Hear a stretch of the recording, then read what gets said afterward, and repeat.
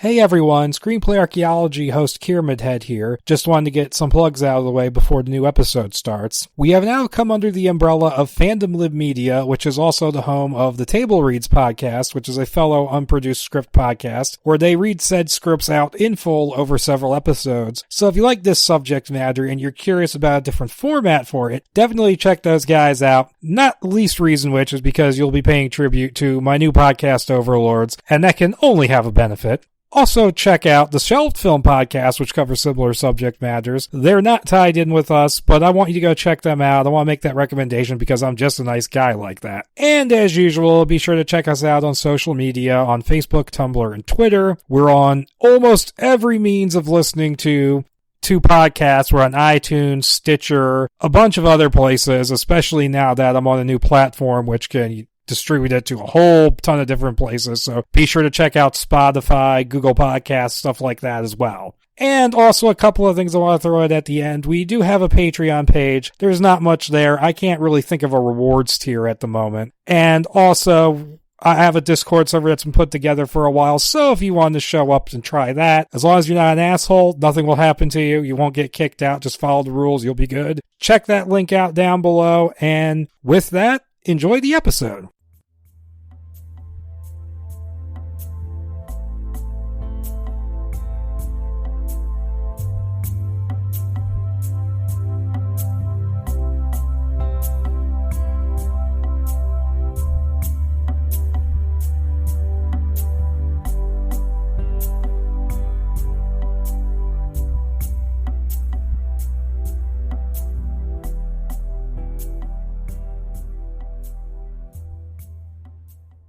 All right, everyone. Hello and welcome to a new episode of the Screenplay Archaeology podcast. I'm your host, KiramidHead.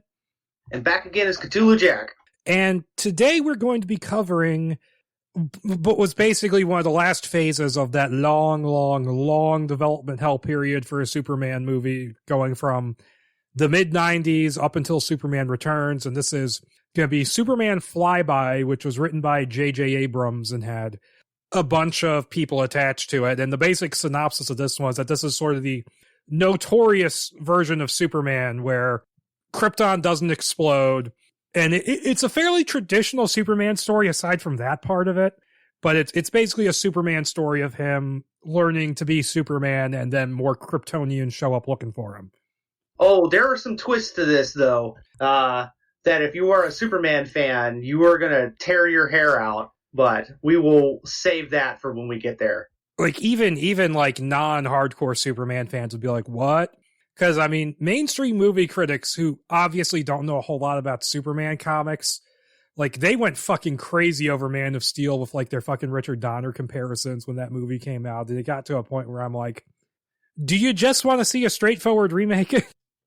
Yeah, I think that's what they want. But yeah, we got two drafts of this we're going to look at. And before we get into that, you said you wanted to go into the Superman movies. Yeah, okay. So, I went back between Justice League Mortal and now. I have gone back and I rewatched Superman 1 and the Donner cut of Superman 2. I have no interest in rewatching Superman 3 and 4. I will never watch those movies again. I've not seen them in whole. I've seen bits and pieces of both, and I will say 3 looked better than 4. It is, but like I don't even know what an apt comparison would be to make. But those movies are not great. Batman Forever and Batman and Robin. That's not fair because Batman Forever is a lot. Batman Forever is actually decent. Well, both of them are both Batman Forever and Batman and Robin are better than Superman 3 and 4. But yeah, I have no interest in going back into those. And I didn't rewatch Superman Returns. I just didn't have time, and I just don't care. Don't really care for Singer. But I did go back. Like I said, I went back and I watched Superman 1 and 2. And I had not seen. Okay, I haven't seen Superman 1 since I was a child, and my impressions up until now have been I don't like the movie. I'd forgotten a lot of it. The things that I did remember, to I guess to paraphrase Kevin Smith, because Smith talks about like the end of Superman 1 with him turning back time and how he had problems with that. And I remember as a child watching the movie and having problems with him flying around the Earth in reverse and turning back time and having problems with that too. But as I've gotten older, I kind of get it. Like, they were really embracing the golden age of Superman. Like, the idea, I mean, he doesn't do this in the movie, but the concept of, like, Superman, like, lassoing the sun with a chain he made himself. You know, the very, like, the not necessarily mythical version of Superman, but just, like, the silly comic book trash disposable medium that it was in the late 30s. Yeah. That was really what we're going for with that movie. And, so, you know, for the last, 20 years of my life, I haven't badmouthed the movie, but it's just not, it's one of those where I'm like, I don't care about that movie. But I went back and watched it, and I appreciate the movie now. I do. I like it a lot. I don't know if I love it, but there's a lot of stuff there to like. The movie was shot by Jeffrey Unsworth, who, for those of you out there that don't know, he was the cinematographer on 2001: A Space Odyssey. I believe he won an Academy Award for Cabaret for cinematography, and he also shot Murder on the Orient Express. And his the actual cinematography for the movie is unbelievable. I mean, it really, really is great. The scope of the shots are breathtaking, absolutely breathtaking. There's a shot during the Kansas sequence. I believe it's after Jonathan Kent dies of a heart attack, and Clark is after the funeral. He's standing there out in the wheat field. I was about to mention that scene. Gorgeous. It's just gorgeous, man. That's a beautiful shot. Yeah, it shows his mother watching from the window. Yeah. And another thing to mention about, I'm kind of going a little out of order here. I'm not just going to like repeat the movie. Let's not repeat the movie. We don't have that much time. No, I don't want to do that. But like, just some things that really stood out to me. The matting from the special. Okay, so the special effects for the movie were pretty good, actually. There's a couple of hairy shots here and there. The bit where Superman races the train, or Clark races the train as a kid, and like jumps in front of. Like, what did they set up a dummy and then, like, fire it across the train before it got there? There's also the shot where Superman flies over those two guys working on a fence. Yeah. But for the most part, the matting of the movie is excellent. And I watched it, I watched a Blu-ray. I didn't see this, clearly I didn't see this in theaters in 1978. But, it's really good. Like, it's solid. Blue screen effects for the movie are surprisingly great. Yeah, especially compared to if you've seen clips from the 10 years later Superman 4 and see how the flying effects look in that movie. Oh, no. Canon Films didn't do good effects? Color me shocked. Moving on, Lex was great. Gene Hackman was hilarious. Dude, that guy's comic timing was unbelievable. Like, I found myself cracking up during his bit. Like the part where like he's down in his secret lair and Superman shows up and he beats in the door and the door like falls off the hinges and he steps into, Lex's secret lair. And he's like, come on in, the door's open. And I cracked up. That's pretty good. It's like, you'll be hearing from my lawyer. Yeah. He's great for a pre-crisis Lex Luthor. Yeah. It's one of those things where I have to keep in mind that the Lex Luthor I know and like the best came later. But yeah, no, Superman 1, I was shocked at how much I liked it. And Superman's flying in reverse to set time back didn't bother me now as an adult. Like, I'm totally down with that. Well, it's a good movie. Superman 2. Oh, boy. Oh, boy. That movie sucked. And the Donner cut did not save it. That was a disappointment. Because all of this different, director's cut of Superman movies is kind of in the air right now. I got really excited. I was like, okay, because I remember watching the movie as a kid, and the only thing that I remember about the movie, besides Kneel Before Zod being said 1,000 times, was Superman getting thrown into a Marlboro truck. And I guess the plastic S that he throws at Zod at some point in the movie. Yeah, he throws it on. He just goes. Yep, chucks it at him. No, that movie did not hold up. One of the things I thought was really disappointing about it was going to the movie, I was under the assumption that it was 70-30 Donner Lester. And it did not feel like that at all. Like, watching the Donner cut of the movie, it felt like it was more 50-50. There were definitely scenes in the movie where it's like, okay, this is 100% Donner and Unsworth, working together, finding that magic again. But, the whole ending of the movie is Lester, and there's a lot of like weird insert scenes that are clearly Lester, and it's a lot of them. And Lester really didn't know how to shoot Superman. The suit was, it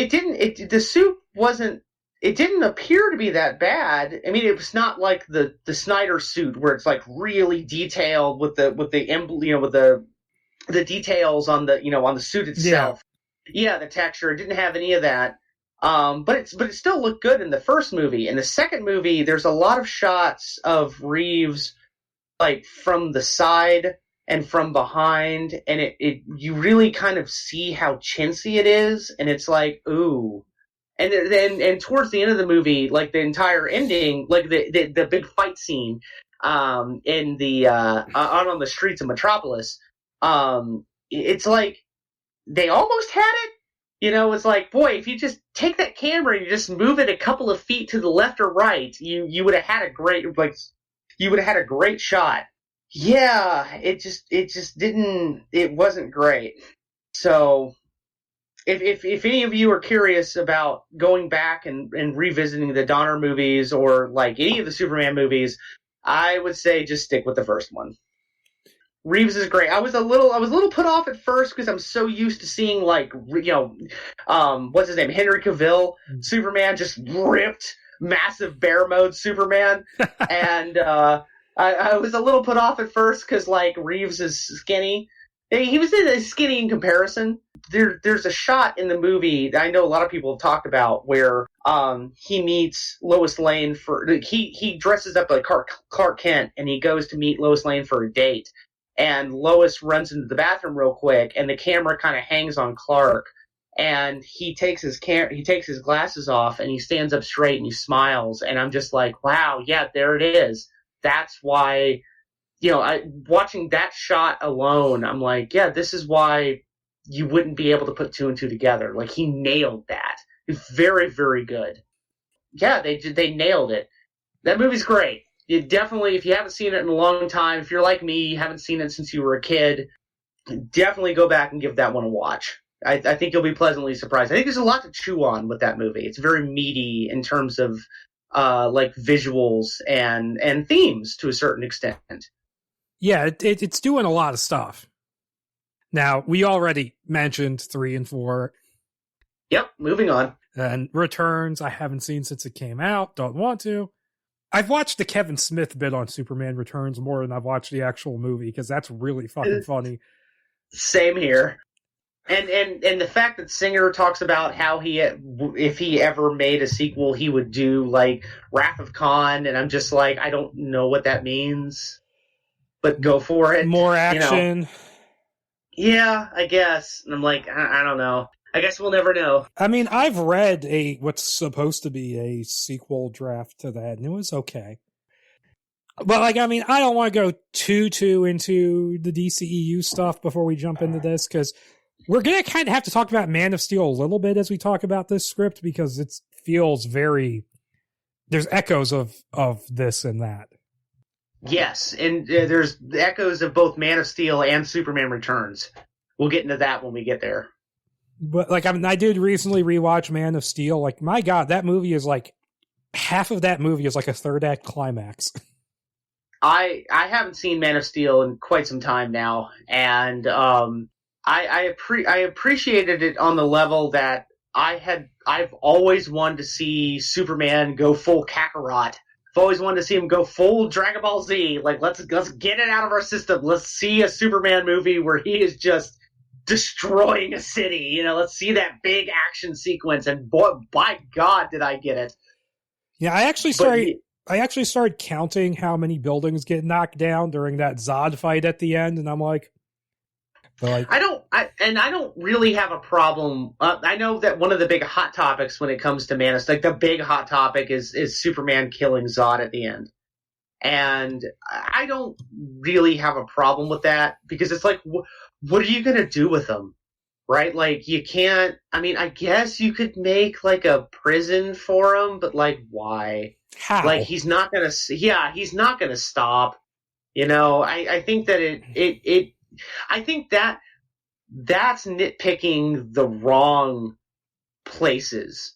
Like that's nitpicking in the wrong places of that movie. Like I don't have any problems with him killing Zod. I have more problems with that movie from a visual standpoint. Yeah, I know. The shaky cam. Yeah, like I said last time, that shaky cam killed me. The shaky cam, the whip pans, and the snap zooms. Yeah, it's really like what you said, it's tiring. It's a very, very tiring movie. It's a very exhausting movie because by the time you get to that Zod fight at the end, it's like you've been bashed over the head with a rock for like an hour. Yeah. Although Michael Shannon is great, even if him gorilla walking up the side of a building is the dumbest shit I've ever seen. Yeah. Since we mentioned it before, I may as well go ahead and mention it again. Superman 2, product placement. Man of Steel, product placement. Oh my God, Snyder. Yeah, Pete Ross, he's working over at the IHOP. Yeah, fighting in front of an American flag at a Sears. Yeah. Well, what? And one thing I will say I do like about the movie is I really like its take on Krypton. Like the whole H.R. Giger aesthetic. Yes, I did like a lot of that. Yeah. But no, I mean, the movie is... I enjoy the movie, but man, that script needed another pass. Like, whoa, boy. Like 2 or 3. But yeah. It was there. It was all there. They just hadn't quite finished fiddling around with the Rubik's Cube yet. That kind of moves us on to BVS. I don't really want to get too much into it, but it's a movie where I really like the Batman stuff. The Superman stuff is good, but could use a little bit of work. The whole arc of Superman sort of questioning himself could use a little bit more punching up. Oh, there's a lot in that movie. They do use a lot more punching up. The Lex Luthor manipulation plot. Everything with Lex Luthor. Yeah. Oh, yeah. And there's things with the Lex Luthor character. I'm like, there's some dialogue he has that's actually really good. But the way Eisenberg has been directed to say it is just why. Yeah. I don't know. I think we've all heard through the grapevine by now that, he was directed to, he was basically told to act like Max Landis. Yes, I have heard that. Which is odd. And I have to wonder, like, how much of that is vendetta at the time against Max Landis. Like, I don't know. That's such an odd thing to say. I will admit the one kind of goofy note from that character that I really like is him setting like that ridiculous plastic kitchen timer. Yeah. That's really funny, and it works because he's this tech genius, but he uses the little kitchen timer. I don't know. When I walk away from BVS, I do love the movie, but I have to ask myself, why didn't he just make a Batman movie? Because like I think to myself, like that was like indisputably the best parts of that movie is the Batman bits. And why didn't he just do that? And then it just becomes a rabbit hole of questions about Snyder. It's like, why didn't you just do the Batman movie that you clearly wanted to do? But yeah, like, I mean, it's an interesting movie. It's not like bottom 5 worst superhero movie bad by any means. 15 or 14% on Rotten Tomato. Fuck you. I thought it eventually equaled out to like 27% or something. 27%. No, still no. No. You could suck a bag of dicks. That is not 27% worth of a movie. I think. Okay. I said last time. Let's not go too far into this. Okay. All right. That's fine. But no. That is not 27. I would say 50%. Yes, I'm 100% on par with that one. I'm totally I'm totally with that one. But 14%, 27%, no. I think if they had released the Ultimate Edition, it might have scored higher. Yeah, fair enough. I mean, hey, look at how well critically Snyder's Justice League is doing, which is a surprise. Yeah, it kind of is. I was really nervous about that one, which I guess leads us into the final one before we start talking about these scripts. So, what'd you think of it? It was pretty good. It was just long. Yeah, I would agree. It was pretty good. Martian Manhunter sucked ass, and that's all I'm going to say. Yeah. I think the lack of Larry Fong as cinematographer on the movie hurt the movie. I think that's one of the things that makes me love BVS so much is just the cinematography alone. And Justice League didn't quite have that spark. It felt some of it was really well shot, but some of it felt a little flat. But no, overall, I would say it is a lot better than the theatrical version, which I know you didn't see. No, I didn't. I was not interested in seeing it. Yeah, and Steppenwolf went from being one of the most crap and forgettable superhero villains in the movie to being actually fairly interesting.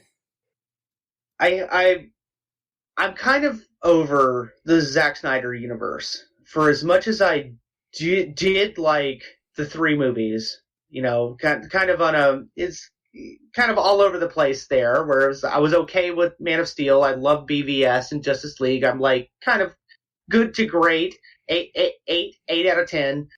I don't know. I just kind of want to see them go somewhere else. I'm not interested in them continuing the Snyderverse. I mean, it'd be cool. It'd be cool if they made like a comic book or something, like continue it in other ways. Yeah, put it in. Make a Black Label comic. Yeah, that's perfect. Do like a Black Label like 13 issue, 48 issue run of Zack Snyder's Justice League 2 and 3. Yeah, as long as they don't put Batman's dick in it, no one's gonna care. Exactly. Yeah, no, I'm kind of over the whole thing with Snyder. I mean, I love him, and I can't wait to see what he does next, but I want him to move away from comic books and do other things. So, yeah. Army of the Dead in a couple months. Yeah. Hopefully it'll be better than Dawn of the Dead. Ooh. Yeah, I said that shit. Oh, okay, we're just going to leave that one there. Yeah. So Superman. Okay, so Superman Flyby, which I don't think they would have actually called it Flyby. I think that was just like a code name. Oh, I like that title though. Just like they would not have called that Batman versus Superman script, they would not have called it Asylum. Yeah, I don't like that one, but I do like Flyby. It's a cool title. I like that because I know what the actual title for that one would have been. Now it would have been Superman and Batman, which is not the best title, but okay. Oh yeah, nah. But it's still better than like, oh yeah, we're gonna call this movie Asylum was very obviously a code word that they put on the title page to make people kind of overlook it. And I kind of have to talk about that script anyways because that's actually like part and parcel with the development of this movie because it was going on at the same time. Have you covered that one? Years ago. Okay, all right. Years ago, before I did it right before BVS came out. Okay, all right. And I'm actually much more favorably inclined towards that script now. Like it's grown on me more since then. Okay, I have not read that one yet. That's a Akiva Goldsman, right? It's Andrew Kevin Walker revised by Akiva Goldsman. Oh God, Scream meets Batman and Robin. No, Seven. Oh, You're thinking Kevin Williamson. Okay, yeah, fair enough. But no, Superman Flyby, it was basically Superman that Warner Brothers and John Peters had been trying to make a Superman movie since the mid-90s. It started with Superman Reborn, moved into Superman Lives, and they had all these budget problems. And that got shut down. And this basically was when they started back up in about 2002. And they had been talking with McG to direct, who had just done Charlie's Angels. And it was McG who suggested J.J. Abrams write this. But before even the script got turned in, I think McG had to walk initially because he was committed to Charlie's Angels too. Oh, wow. But so Abrams comes in and he was working on his draft, and this is going parallel to the Batman versus Superman script. And he turns in his first 88 pages earlier on. Now, the first draft we have is dated July 26, 2002. Now, he turned in his first 88 pages earlier on in the month. And so I've read speculation that he had to rush these pages out on a deadline, and that kind of makes sense. Oh, that would make sense when you read the rest of this first draft. So wait, I got a question for you real quick. So Abrams, that we all know who J.J. Abrams is. Yes. Man needs no introduction. But where was he in his career at this point? I know this is pre-Lost. This is definitely pre-Mission Impossible 3. Was this just post or like during Alias? I think it's post Felicity. It's post his 90s screenwriting work, like Armageddon and Gone Fishing, of all movies. Oh shit, he did that one? Yes. And wow. And I believe Alias had just started when he worked on this. Okay. So yeah, I was about to say that actually. So yeah, he was still fairly new at this point. Like he hadn't established himself yet. This is before Lost, it's before Mission Impossible, it's before all the bad robot stuff, really. Before the J.J. Abrams we all know and love? Sure. I mean, I mostly like the guy. I think anybody that the Star Wars fandom hates with a passion is not all bad. That's true. I'm going to get so much shit for saying that, but... But I'll go ahead and say it now since we're talking about him. This is interesting because this is, like, Abrams was always kind of the guy that, like, after Mission Impossible, because I didn't really know about Abrams until Mission Impossible 3 and Lost and all that, like, from the point where he became, like, the quasi-household name that he is now. And Abrams was kind of always the guy that I was like, why hasn't he done a Superman movie? Like, he would be really good for that. So it's interesting to go back and see, oh, he did actually try his hand at that. Yep, and he's producing one now, apparently. Oh yeah, we'll get to that at the end of the episode. I mean, we don't know a whole lot about that yet, so there's not really anything to say. Oh, we can speculate though. Yeah. And so the first draft is just called Superman. There's no flyby on this one, which is worth noting. Yep.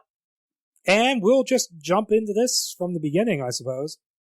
Yep, let's hop in, buckle up. This is going to be a crazy ride. Yeah, this first draft, oh god, this is going to be exhausting to talk about. But oh yeah.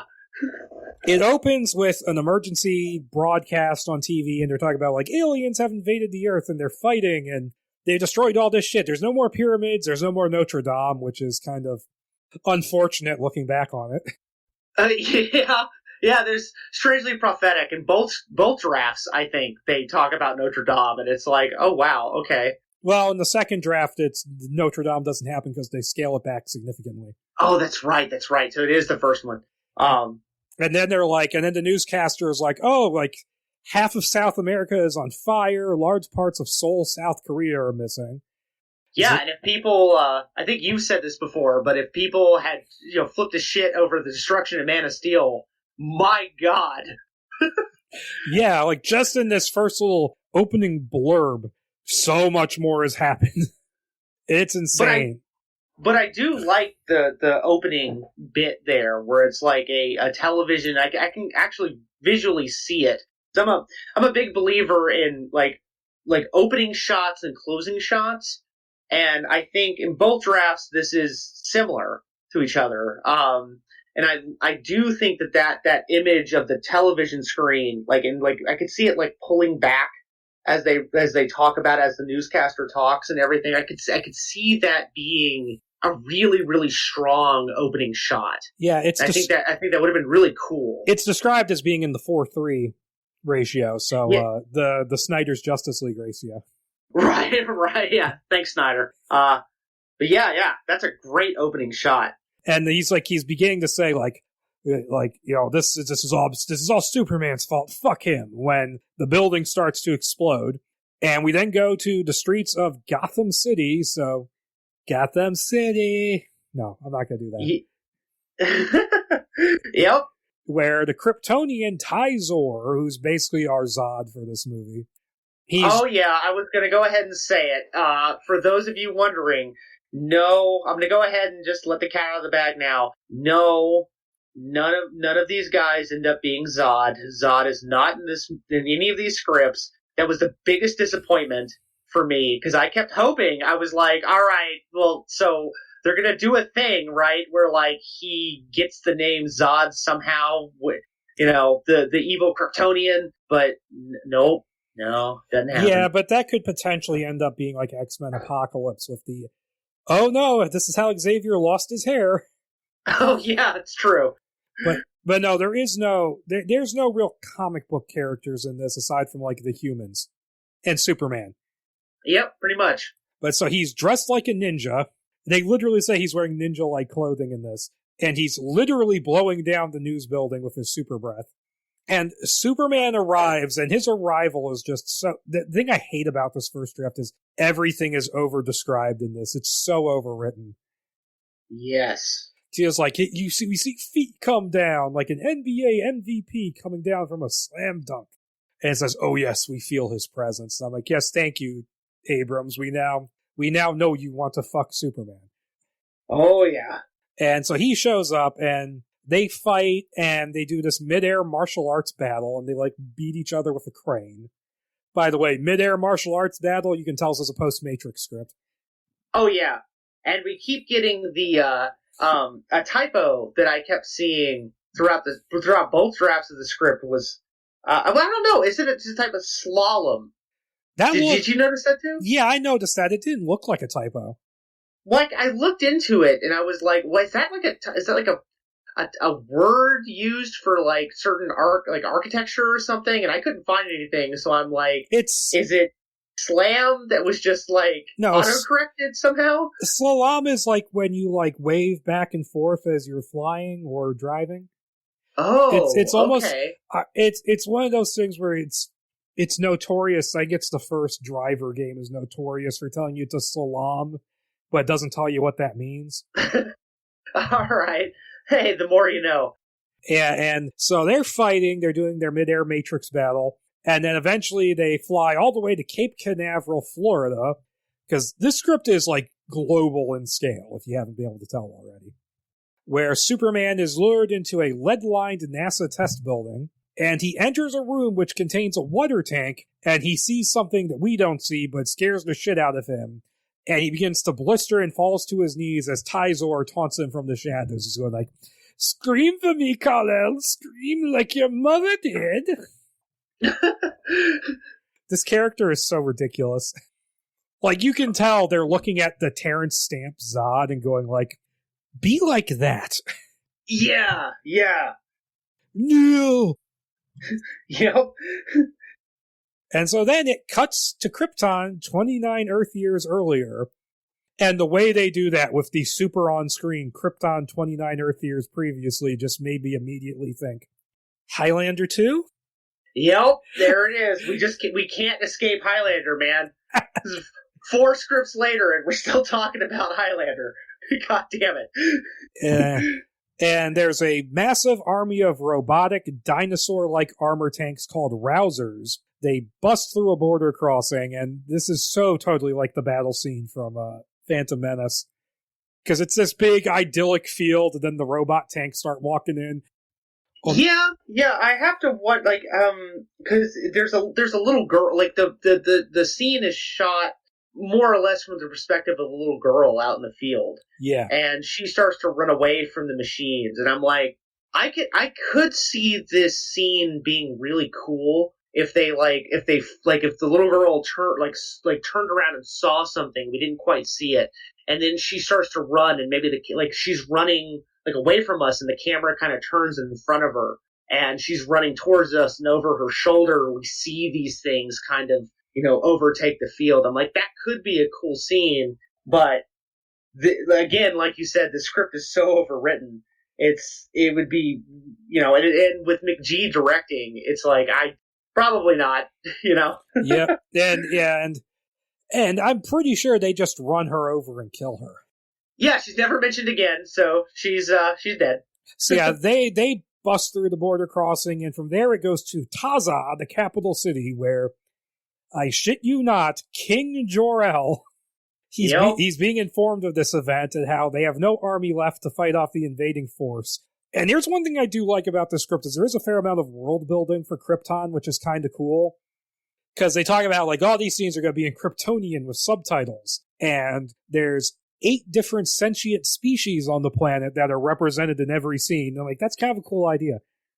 Yeah, it is. I actually made a list of all the stuff in this script, like all of the names of cities and things, looking to see if there were analogies for the comic series, but there weren't. So I guess Abrams was just coming up with the stuff off the top of his head, and it is pretty neat. Like you could get really cynical here, like. Most of the places on Krypton that we're going to talk about, and most of the mechs and some of the aliens that we talk about, no, none of them come from the comic books. And I look, but it is pretty cool that, like, I mean, it is really creative what he was able to come up with. So yeah, it's cool, but then there's really stupid bits. Like, it happens multiple times where it's like, yeah, wasn't that cool? We're going to see that in the sequel. Oh yeah, we'll get to that. This was there is a character in particular. This was pitched as part 1 of a trilogy because Lord of the Rings, Matrix. Everybody had that. Yeah, everybody had that trilogy money in mind. Pirates of the Caribbean, Spider-Man, Star Wars. Well, Spider-Man had just come out. Pirates is still a year off. Oh, okay. Matrix, the Matrix sequels are in development at this point. And yeah. Jor-El, he goes, there's like a scene where he tells this guy, like, go leave, be with your family, and it's just for a pointless emotional beat in 5 minutes. But he goes to his wife, what? Doesn't even get a name. No. Just Lieutenant. And so he then goes to his wife, Lara, and tells her they have to send her infant son, Kal-El, away from Krypton. And despite Lara's objections, he places Kal-El in the rocket and launches it. And they're, like, running away from it. I do like the touch that they have to be away from the rocket because, they get killed otherwise. Yeah. It's not like Superman the Animated Series where they just launch it from their living room. And so he then sends Lara away from the city in the care of a strange turtle-like alien servant named Taga, who's literally described as being like a turtle without the shell. And all I could see was the angry turtle from Family Guy. So, yeah. I was thinking fucking bay turtles without a shell. Oh no. Okay. hey, it's just a mask.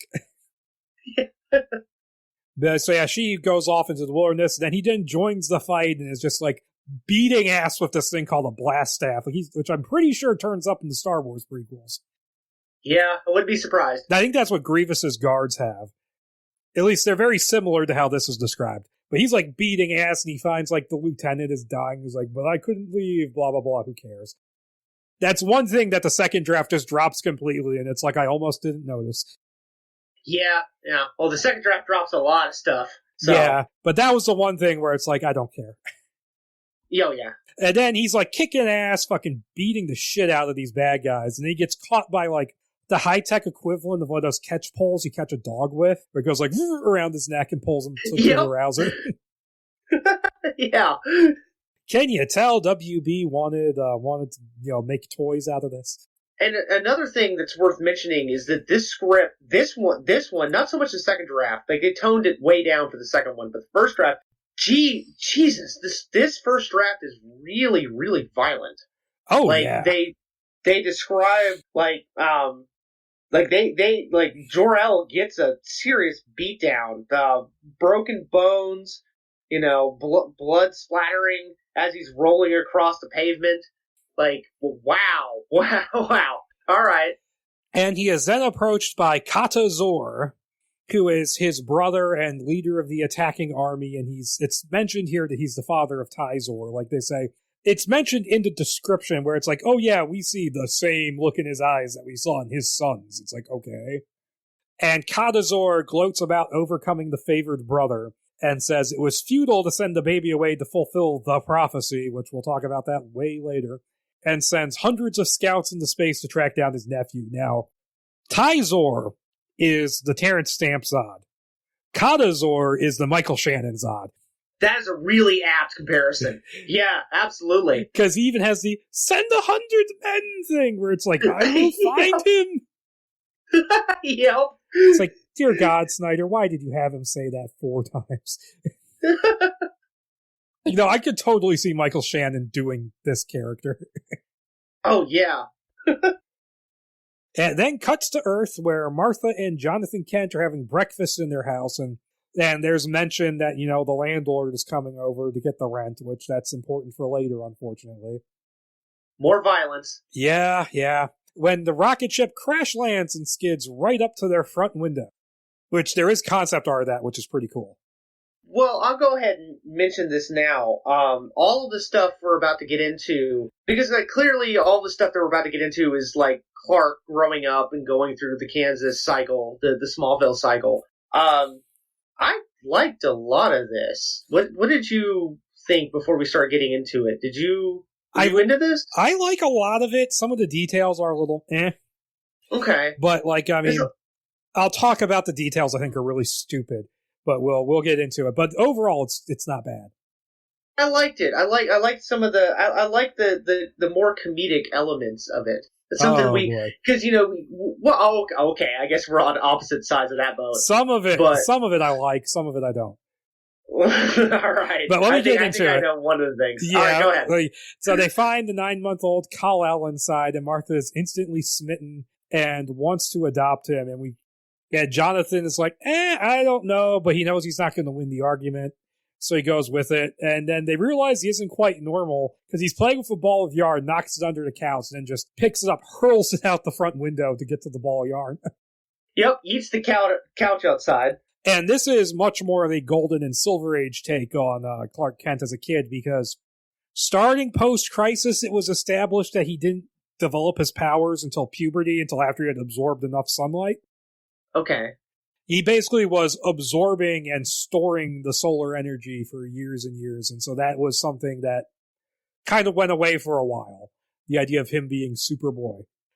So yeah, they realize it then, and they really realize it after he has super smelly turds in his diaper. Oh yeah, his super shits that Martha loves? Yeah. What is hold on, I'm looking for it now. Yeah. Well, okay. Well, it came from him, so it's beautiful. Yeah, and he's like... What? Like, really, Abrams? Yeah, and it's like, what did we really need a dirty diaper joke? Oh, yeah. And I think even Jonathan says, hey, we can keep him, just let me get rid of this. Yeah. And then it goes into a musical montage where they're raising Clark from ages 2 to 6, and they're teaching him how to hold back. He's like, he jumps real high and crashes through the ceiling. They're like, well, that's new. Yep, and they have to teach him, they try to teach him early on, they try to get him to forget how to fly, right? That's like a little thing that lasts a couple of pages there. Yeah, and the whole idea that he completely forgot about flying, it would have been better if it was just the original super jumping at this point. Right. And if the flying came in later, because it's a little awkward where he's like, you mean I could fly when I was little? And they're like, yeah. So basically the idea is that they're teaching him to hold back and restrain his powers, essentially, so he doesn't hurt or destroy anything. And the script has an interesting tack where it's like them trying to teach him self-control makes him really neurotic. Yeah, they do that through baseball, right? Isn't that the way that they kind of... Yeah, he's like... Go ahead. There's a bunch of different things. They're playing catch with the baseball, and they mentioned that he apparently looked over and saw that Loretta Lang wasn't wearing underwear. Yeah, random dirty joke in there. And Jonathan Kent is just like, that lucky bastard. Yep. And then a little bit later on, he starts getting kind of frisky with Martha. It's like, oh my God. It's and like, it's like, not now. He can hear us. Yep. Abrams. But I like the bit where they're playing catch, and they do a better job of it in the second draft, I feel. But they're playing catch, and Jonathan is trying to teach Clark how to control his strength, and during the last bit of it, he looks over at Clark and he's like, why don't you, or it's not so much catch, it's more like Jonathan is throwing the ball and Clark is hitting it with a bat. And he's like, why don't you hit that ball with a little bit of that, that Kent magic, as he calls it, which is cute. And Clark nails the ball and it goes into like a neighboring county and it causes like a pileup. Yeah, it says he hits it straight out of the state. Oh, yeah. Which, yeah, they do have something a bit different with that in the second draft, but we'll get to that when we get to that draft. But I'm liking this so far. And so, yeah, later on, Martha and the 6-year-old Clark, they're in the Smallville diner, where he talks to young Lana Lang, who is a little bitch. Yeah. You're weird. Lana gets the short end of the stick in this script. All, 2 scenes that she's in. Yeah. Yeah. And it's like, you're always staring at the wall, Clark. He's like, I like looking at the clouds. It's like, but there is no window there. He's like, well, I like to make my own window. And I like that little bit of dialogue. Yeah. I mean, it's silly it's fun to kind of poke holes at it, but it's okay. That's pretty good. That's kind of playing around with the Superman power set in a way. And, we don't actually see it. He just kind of mentions it. And it's like, oh, that's pretty cool. I like that. Yeah, in one of the Lives drafts, he's like the outfielder for the baseball team. He's like looking up into the sky and looking at like satellites and stuff with his vision. Oh, that's cool. Yeah, that is cool. And so Martha and Clark are having a heart-to-heart over this, and she's talking about, like, hey, I can make some, if your eyes are bothering you, I could get some special glasses made for you, which is, oh boy, weird Abrams overthinking shit. Yeah, lead-lined glasses, which is, I mean, I'll give him this. It's interesting. That's an interesting take on it, but, yeah, overthinking it. Yeah, I'd agree. Yep, and they're in the parking lot when they get approached by Mr. Devaney, their landlord, who's like, hey, you're going to be on time with the rent this month? Yeah, that's unusual. I heard your husband's out of town. Would you like to pay in a different way? You ready for things to get uncomfortable? Things are about to get uncomfortable. Yep, and she's like, no, I'm not going to fuck you. And he tries to rape her, and then little 6-year-old Clark throws him across the parking lot and just starts beating the fuck out of him. Beats the holy shit out of him. Yeah. And the sound of it is covered by a passing train. But he beats this guy to a bloody pulp, and the guy's like, you're the devil, Clark. Yeah, I was looking for the bit of description there where it's just because he hold on. Yeah, the train still passes loudly. Mr. Devaney? Yeah, Mr. Devaney is wounded, and sorted as Clark, 6-year-old Clark, underlined, grabs the large man and whips him into the air, then slams him into the pavement. Mr. Devaney screams. Clark then does it again and again. As much as the audience will go wild over this sequence, it quickly becomes disturbing and bloody and all too real. Martha screaming, begging for her son to stop the attack. Yeah, so that gives you an idea of how the script is written and the level of violence some of this has. Yeah, the whole attempted rape thing is just awkward. Yeah, and it's in both drafts. So I get we need to have the scene of the guy calling him the devil so that Clark will doubt himself, but it's just you could have gotten there in a better way. Oh yeah, we didn't need this scene at all. Nope. It's just it's really and he actually takes it to heart, maybe I am from hell. It's an interesting idea, but the scene itself is not good. Yeah, oh no, the attempted rapist called me a murderer or a monster. Now, oh no, I have to question everything. The other shoe never drops. This guy finding out never becomes a thing. Right. I thought that was going to pay off in some way. Maybe that would be why you would have to leave. I kept waiting for the classic, what's it called? Torches and pitchforks villagers or something like that. Yeah. But no. Well, even Man of Steel has a weird relationship with that because they're because in that, the Cosner's Jonathan Kent is talking to Clark about, people are afraid of what they don't understand. You heard what Pete Ross's mom said, and I'm like, Pete Ross's mom said he was a miracle from heaven, you dumb hick. Yeah, really? But okay, so it jumps ahead to Clark at 14, who's now wearing those special lead-specked glasses to help with his X-ray vision, which is like I said, you're overthinking the concept here. Yeah. Although I do like that they pre-established the glasses during his Smallville phase, so it's not like he comes back home to Smallville from Metropolis and people are going to be like, why the fuck are you wearing glasses? Yeah. And so he goes looking around, and he goes looking for Christmas. He's also on like a first name basis with the bus driver, which is really funny. Yeah. She feels bad for him. Yeah, but he goes looking because no one likes him. Right, because she gets to hear what all the other classmates have to say about him after he gets off the bus. Yeah. I'm like, oh, that's sad. And so he goes looking for Christmas presents in his parents' closet, and I'm like, maybe 14 is a little old for this.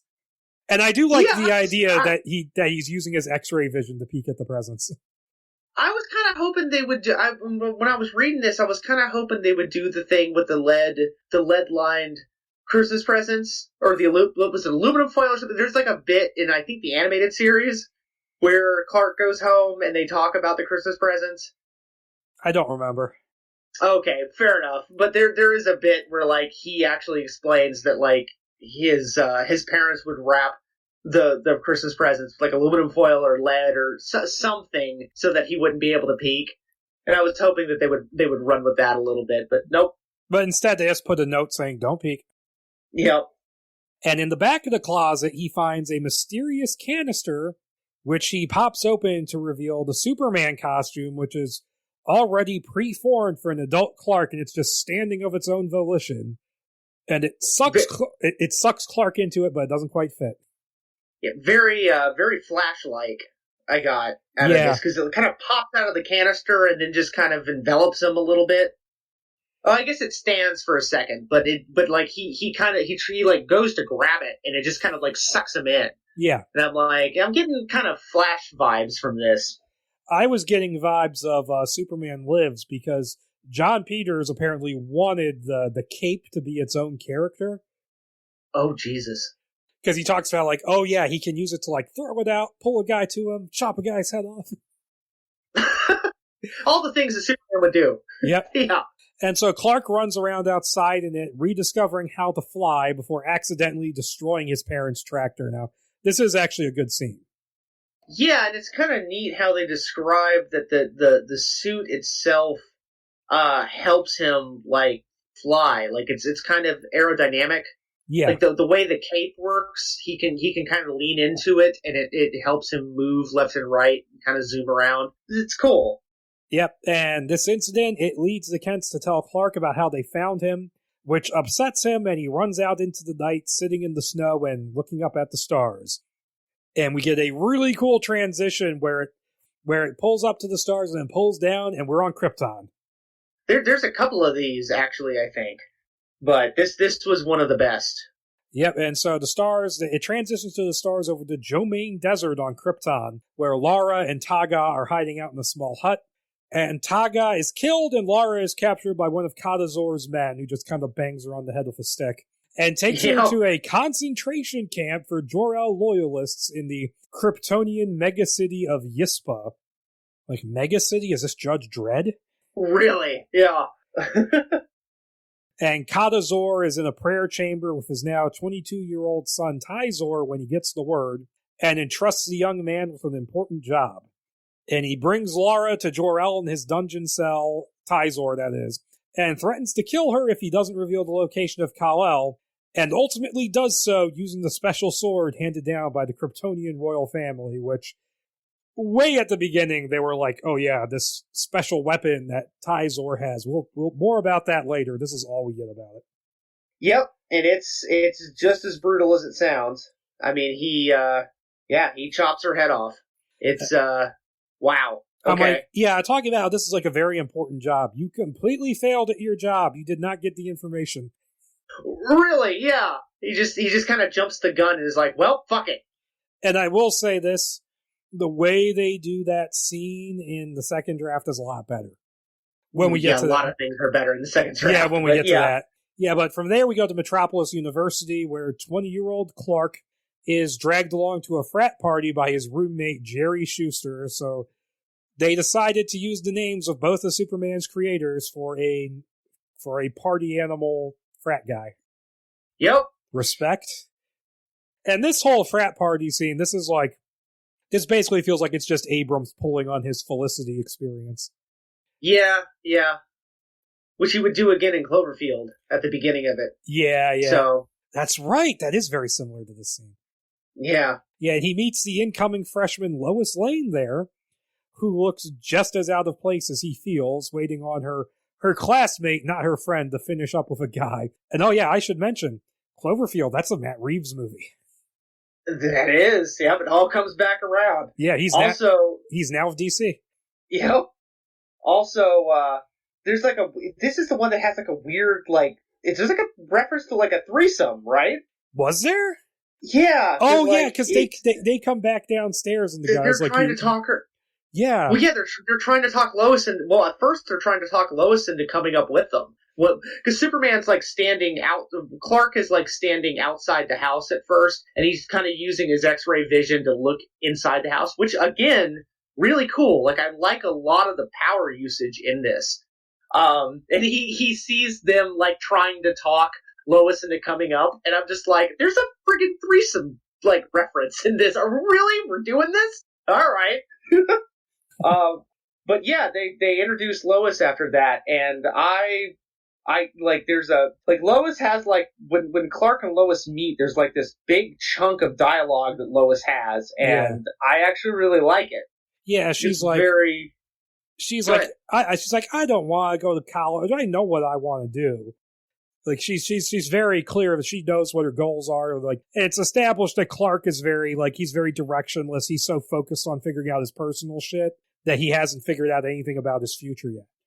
He hasn't even figured out that his fly's down. Yeah, that's funny how that comes back later. He's also doesn't have a declared major yet. Yeah, as a senior, which is okay. Yeah, this is one place where the ages and the time frames don't quite match up, because he's 20 as a senior, and they say 7 years later is when the Metropolis stuff happens, so he would be 27, but they say he's 29. Writers can't do math. A little bit. But so they have a pretty decent conversation, and she knows exactly what she's going to do. And this kind of inspires Clark to kind of find a way for himself. Where it's a nice little scene. And go ahead. No, I was going to say, okay, well, you cut back up. You were kind of dropping out there for a second. Oh, okay. Go ahead. No, I was going to say, it's a nice moment where, she kind of gives Clark the direction he needs. I mean, I guess? Is that what it is? Or is it more like he's kind of a horny young man and he just kind of goes after the first girl he meets? Possibly. It's a little mixed. It's a little weird. Yeah. But sure, he goes after, she gives him the direction he needs. Sure, we'll go with that. Yeah, we'll go with that. It's the least creepy option. But then the other girl and her hookup, who's just called Big Guy. Yeah. They try to drag Lois to another party, and the drunken guy gets violent, and Clark, who's just too afraid of his abilities to really do anything, even to defend himself, he freezes up. But then Lois busts out some Krav Maga moves and takes him down. Right. Yeah, and it's funny because while this was going on, the big bully, I guess we'll call him, he pushes Clark around, and all I can think of is fucking Henry Cavill's, Snyder's Cavill Superman would not take that. He was just, I can think about that bit in Man of Steel where he pushes and nothing happens. Yeah. So I'm like, did Superman fall on purpose? Did he get pushed around on purpose? It's okay, all right. But no, so she leaves, and then it jumps ahead 7 years, and we meet CIA Special Agent Dr. Lex Luthor, who is accompanied by ex-SEALs Gray and Burke. They should have named them Burke and Hare. That would have been funny.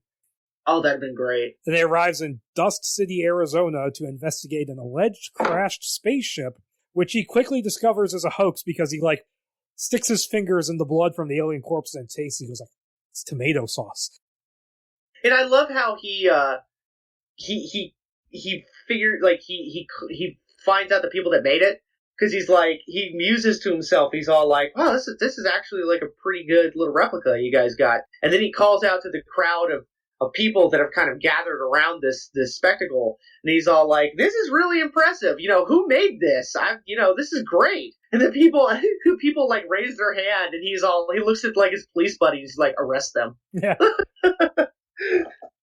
Yeah, it's actually I don't mind this take on Lex Luthor for now. I mean, like, in terms of dialogue, I like him. But I wasn't too keen on Lex being like a CIA agent. How'd you feel about that? I actually don't mind it too much. It's not the worst idea in the world. We'll get to that later. Yeah, I don't know. I'm fairly married to the idea of him being a, I guess air quotes philanthropist, billionaire tech god. Yeah. That he is. So when I was reading this, I was like, okay. And it's funny because I had just I've just recently watched Sonic the Hedgehog. So when I'm reading this, I'm like, it's fucking Dr. Robotnik. So I am in charge. Yeah. I still haven't seen that movie. But, and we see that, his picture is getting taken stealthily. And we go from there to the office of CIA Director Dressler, who is showing Luthor an article about his presence at the crash site in the Daily Planet written by Lois Lane. And it turns out that she set up the hoax herself to draw him out, and Luthor suggests they should make a play by revealing their big secret. Ooh, I wonder what that means. Yeah, and one thing I will say about this take on Luthor is that this would not exist if it wasn't for the X-Files. It is very X-Filesy. Yeah. Like, he is evil Fox Mulder. He is evil Mulder. Yep. And it is mentioned he has close cropped hair, so he does have hair in this script. Yeah. Yeah, he does. Huh. And we then go to the Daily Planet in Metropolis, where Clark is getting shown around on his first day of work by Jimmy Olsen. And there's like, don't use the bagel slicer, it's evil, which is pretty funny. Yeah, Jimmy in this draft is awful. Was awful. Yeah, that was a good line though. But like, I think they even repeat it in the second draft because they knew they had a winner with that one. Yeah. But yeah. I mean, he's clearly he's clearly a gay man, and they actually call him out with that a couple of times, and it's like, oh, really, guys? Like, it's very. I don't know. Like, you would think Abrams would have a little bit better. It's very 2002 approach. It is very 2002. Yeah. Yeah, it's he's written like, okay, him being gay, fine, but the way it's written is like he's the very swishy kind of Will and Gracie kind of take on it. And then Perry White is like, Jimmy has a better handshake than you do, Clark, and he has a boyfriend. I'm like, wow. That was bad. Oh. Yeah, well, later on, he even has a line where he's like, what is it he says?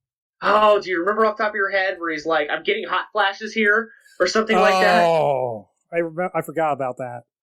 Yeah, it's like, oh, don't do that. But for those of you wondering, yes, he is written better in the second draft. So yes. He's actually a lot of fun in the second draft, I think. But yeah, they cut that idea completely, thankfully, because it was just really badly done here. Yeah. And so they run into Lois, who has just been reprimanded by Perry White for her little stunt. By the way, Perry White is a dick in this draft, like more than any other version. Well, I got a question for you. Do you think that they were channeling like Jameson from Spider-Man? Like, because like I'm reading this stuff, everything that Perry has to say, almost everything Perry says in this draft in particular, I could very easily see J.K. Simmons Jameson saying. Yeah, that is very possible. Because didn't Spider-Man just come out? Spider-Man had just come out, like the year. This is 2002, right? Yeah, this was that year. Yeah. Okay, so it was the year before. It was that year. Yeah, it was. Yeah, it feels earlier than it was. A little bit, yeah. So Abrams probably went to go see Spider-Man, and he was like, "That's perfect." Yes. that's Perry right there. Yeah. I mean, even the dickish versions of Perry White, like Fishburne's Perry White is kind of a dick, but he's not this bad. No. Crime wave in Gotham. And other breaking news. Water. Wet. An asshole.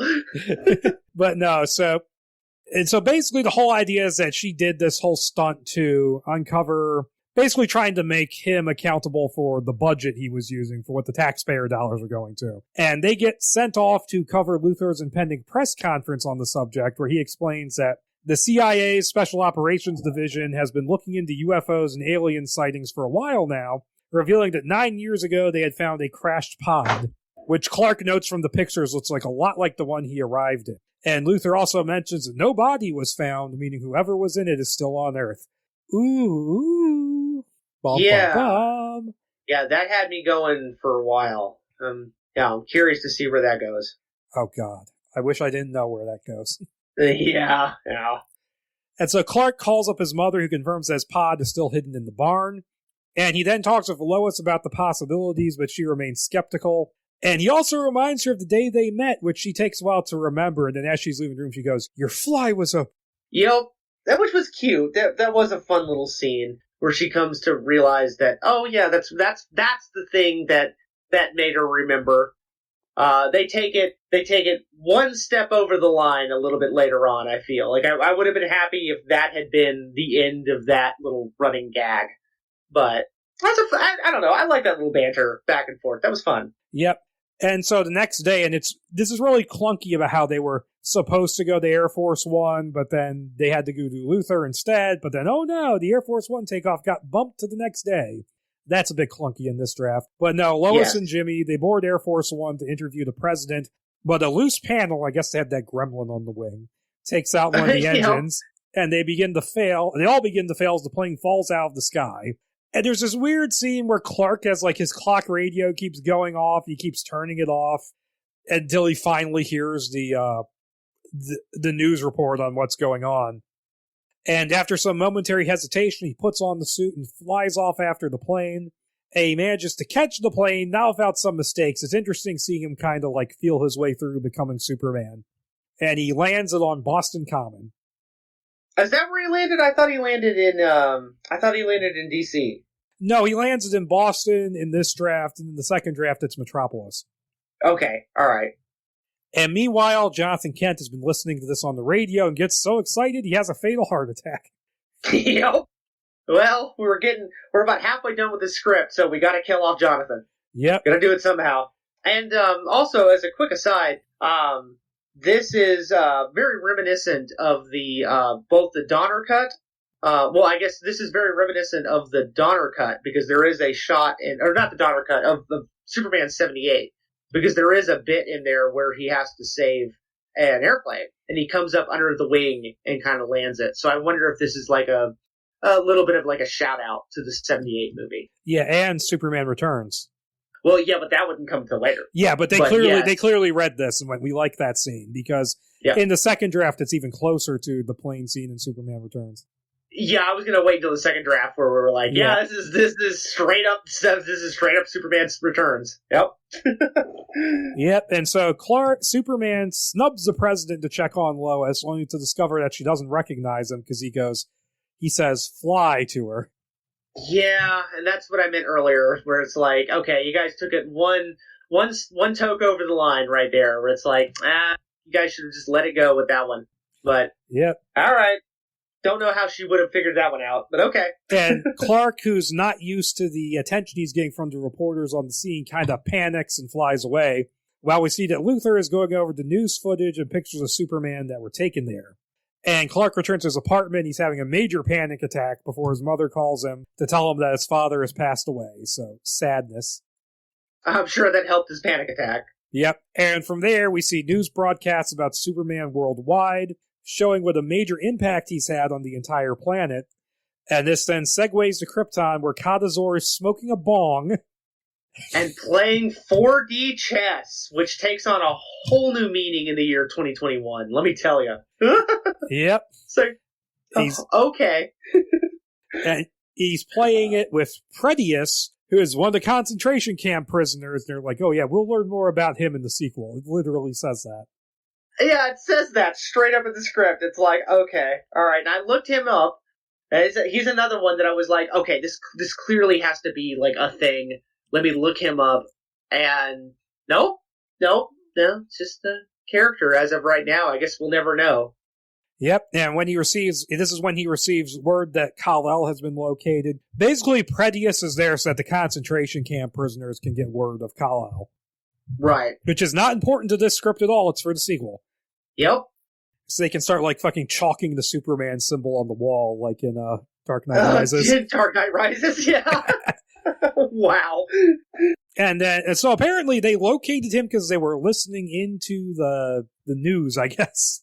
Yeah, because they described that, like, they actually show the telecommunications through the satellites, talking about Superman, and they pull out of that. So, yeah, I guess that's where, I guess they just had a massive broadcasting station on Krypton that would just listen to all the broadcasting stations across the universe. Yep. Which they changed for the better in the second draft. But no, Tizor basically begs for the job and then gets sent to Earth on the ship called the Kira, along with 3 other people who, they aren't named yet because he takes a stupidly long time to name them. It's Bazal, Alta, and Khan. Presumably Scott Khan, because his dad would be too old. Yeah. And so on Earth, Clark attends his father's funeral and goes looking through his personal effects, and he finds a bag with 5 silver pieces in it that his mother says were left there by a man who stayed with them once, saying they stood for wisdom, sacrifice, courage, faith, and love. And Clark, blaming himself for his father's death, swears to never wear the suit again.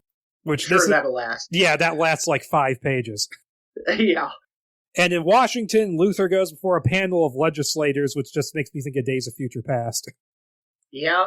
I can see that. He's like asking for funding to help capture Superman, saying he could be a threat. And the politicians are like, hey, he saved the president's life. We're not going to do that. And then Luthor just gets pissed and just starts shouting at them, which is really funny.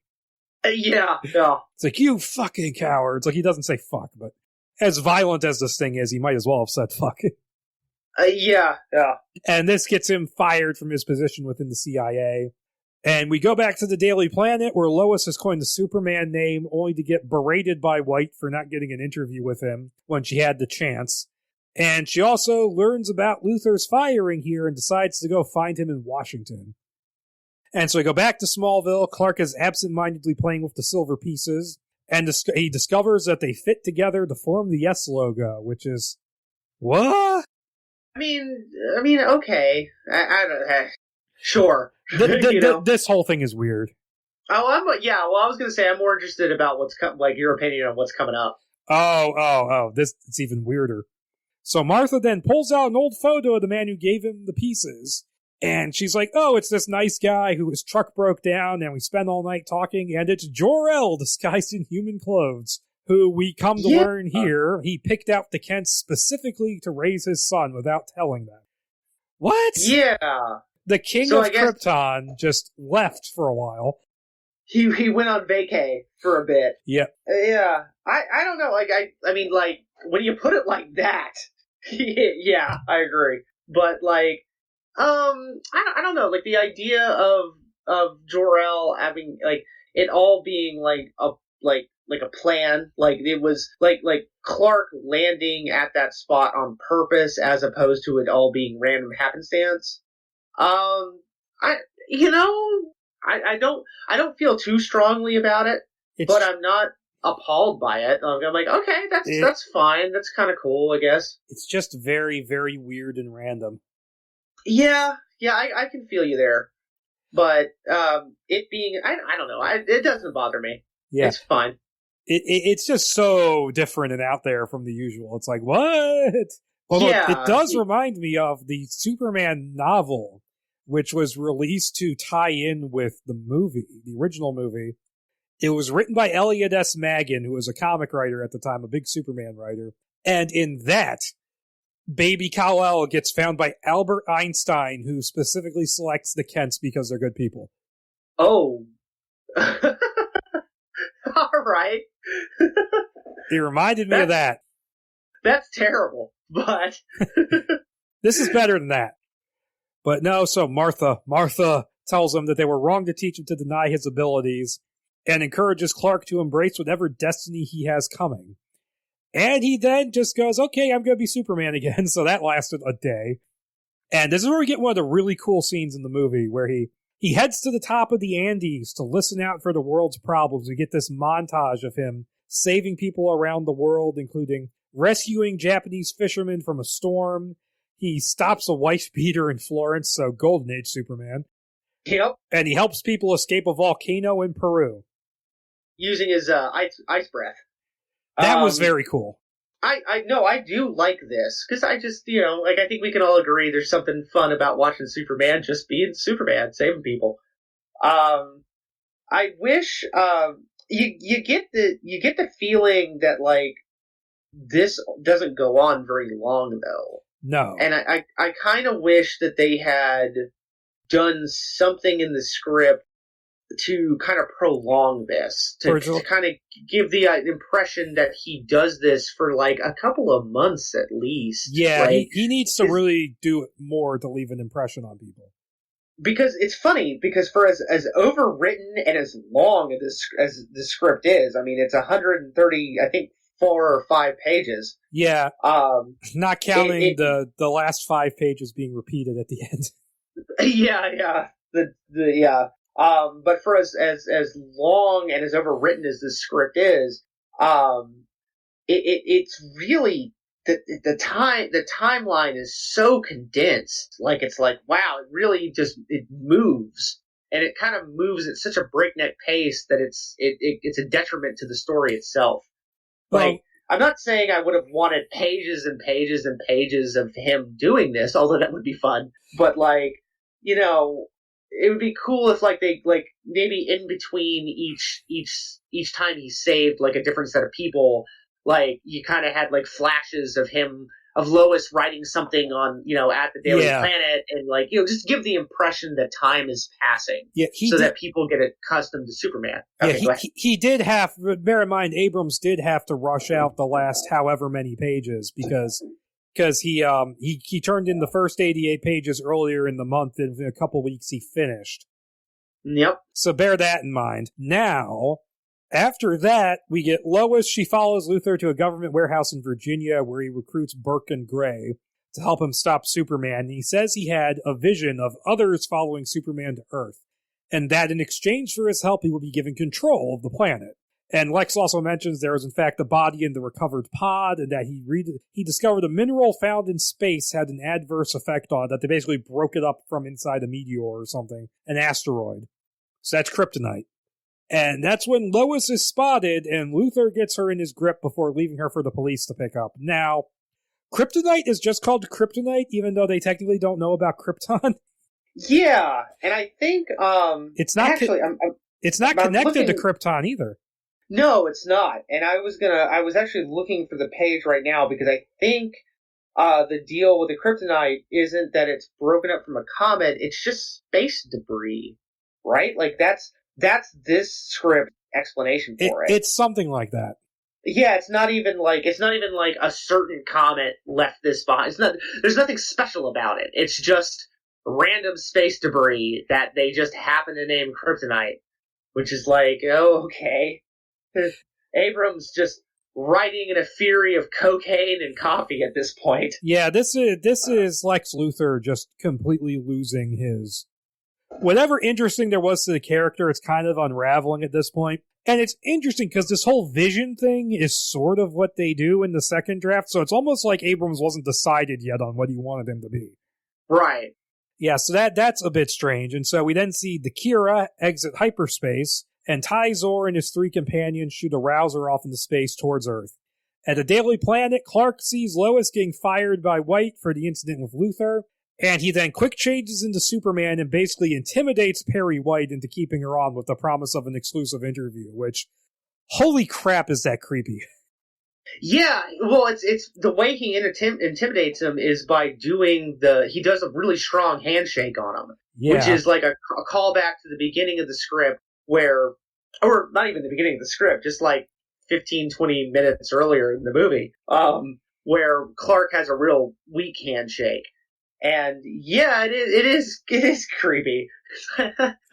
Yeah, like, it's good. I like that they get rid of that in the second one. Oh, yeah. But yeah, that whole thing is just weird. And he then whispers to Lois, setting an appointment on the roof of the Daily Planet building for later that night, before taking off again, being admired by the crowd in the street as he does so. The crowd's like, "Yay, Superman!" Yep. Crush that dude's hand!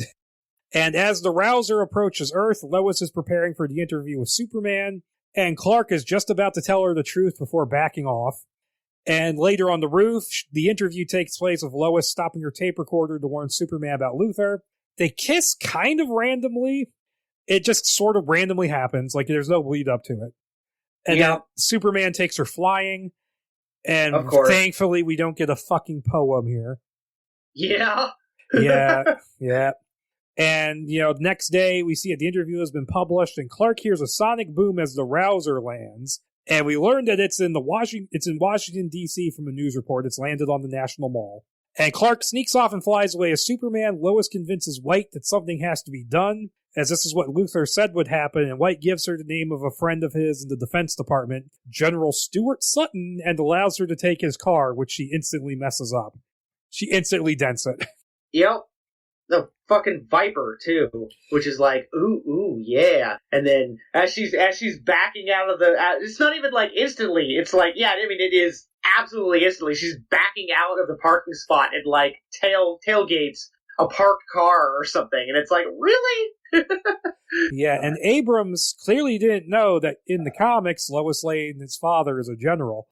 Oh, I didn't know that either. All right. Yeah. But so Superman approaches the rouser, and he tells the gathered civilians to disperse, but this one dumb shit woman, like, runs at him to get her autograph taken, and it shoots at her, and he gets her out of the way, though.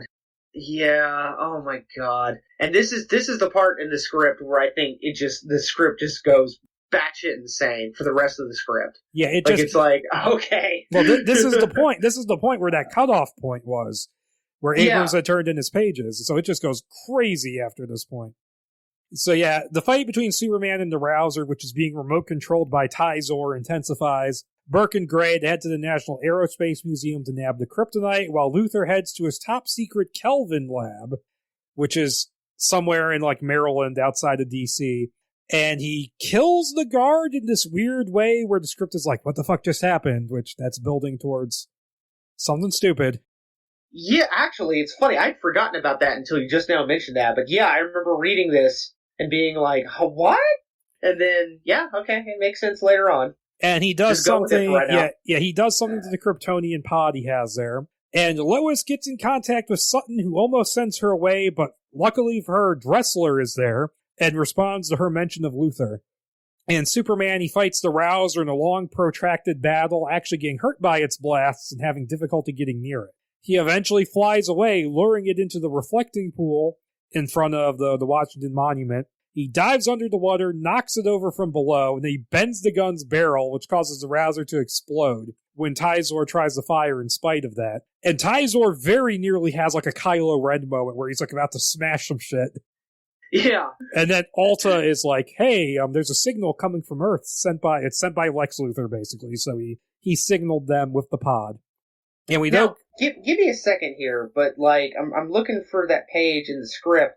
I could be totally wrong here, but did they teleport in? Is that what happened? Let me hold on. Where? What do you mean?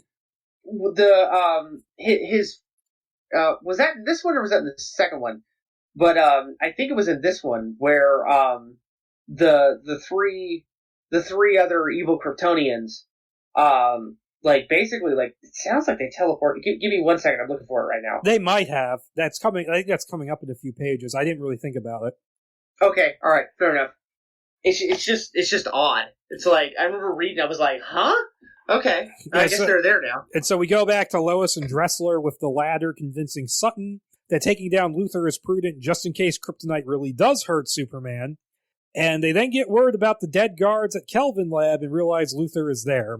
And so Superman tries to help the civilians around the mall, but nope, everyone hates Superman now. Like, that's a fucking light switch. Yep. And it's so heavy-handed. And we okay. And we then segue to BVS-style talking heads, talking about how nobody trusts Superman anymore, which are being watched by Luthor and the Kelvin Lab. Again, Neil deGrasse Tyson popping in for no reason. Yeah, really. And the building is surrounded by a military SWAT team with Lois and Dressler hanging back in one of the Humvees. And Tyzor and his 3 flunkies, they all step out of the building and make short work of the entire group. And they only spare Lois at Luthor's insistence. So yeah, maybe they did teleport down. Maybe they have a Star Trek teleportation. Yeah, really. Yeah, I can't find it. Yeah, but I think they did teleport in. I don't think it actually specifies. I think they go, the SWAT team surrounds the building and then suddenly they're there. It doesn't say. Okay, fair enough. I don't think it says, at least. And so the Daily Planet, because Perry's a dick, he's putting together a new story about Superman being untrustworthy when the man himself shows up looking for Lois. And he tells White that he's planning on leaving Earth to get the Kryptonians away from there, essentially saying goodbye. And that's what here's Tyzor approaching, screaming his name. And he's screaming Kal-El. I don't think he knows the name Kal-El yet. But Superman flies away, basically chasing him. Then they end up in Egypt, where the other 3 are destroying the pyramids. And they beat him up with mid-air martial arts because Matrix. And Tyzor appears again, leading Superman to Paris, where they fuck up Notre Dame, unfortunately. And they fight in midair again, with Superman once again getting his ass kicked. And he then further pursues Tyzor, ending up in Gotham. So we don't even see the South America or Korea bits. I think Abrams forgot he put that in at the beginning. I wouldn't be surprised. Maybe it's going to turn out Superman is a Palpatine. Oh, God. Why? Don't say that. Why did you say that name? Yeah. Wow. Yeah. So we end up in Gotham, right where the story began, and I guess Batman has just fucked off. Well, it's 2002, so he's probably still up in the Himalayas somewhere. Yeah, that or he's like, Alfred, he just turned Gotham into a Robin factory. And then we get the fight and the pursuit to Cape Canaveral again, but it's just shown from different angles. And we now see what Superman saw at the beginning. Lois is tied up and in danger of drowning at the bottom of one of the water tanks with the huge hunk of kryptonite next to her. And I like how the effects of kryptonite are shown here, because instead of just making him feel woozy, like, it actually makes him break out. Like, it's much more visceral. Like when Kevin Spacey stabs fucking Superman with the kryptonite in Superman Returns, and then breaks it off in him. Yeah, does it do that to him? Does it do like this to him in that movie? I don't think so. Or does he just get woozy? I think he just gets woozy. Okay. You know, like he did with the kryptonite bling in Superman 78. Yeah, that's true. Which, by the way, disappears into a drain, and I think it's just never seen again. It's like, well, I mean, as far as the first 2 movies go, I don't remember it ever showing up again in the second movie. So I don't think it does. In Superman 3, they tried to make synthetic kryptonite, and it doesn't work. And I think there's kryptonite in Superman 4. I could be wrong. It's so weird, because they set it up. It's like, okay, that's clearly what he's going to use to kill Zod and his cronies. And then, no, Zod and his cronies just die of stupidity. But anyway, moving on. No, he depowers them and just brutally murders them for no reason. But no, despite the effects of the kryptonite, Superman pounds at the glass, finally managing to break it open and save Lois with the last of his strength. And he dies from the Kryptonian poisoning right there. Lois cuts her ropes with a piece of the shattered glass and throws the rock away, where Gray picks it up and places it in the lead-lined case. Tyzor shows up and confirms the kill, and Luthor mockingly offers Lois one of his monogrammed LL handkerchiefs to cry on before they both leave. And they just leave Lois there. Yep, and we're doing it, guys. We're doing this. It's the death of Superman. Yep, here we go. Full on. And yep. I did like the bit with the handkerchief. That was kind of cool. Yeah, it was okay. It was kind of interesting. Like, oh yeah, I guess I never put together that Lex Luthor, Lois Lane, LL.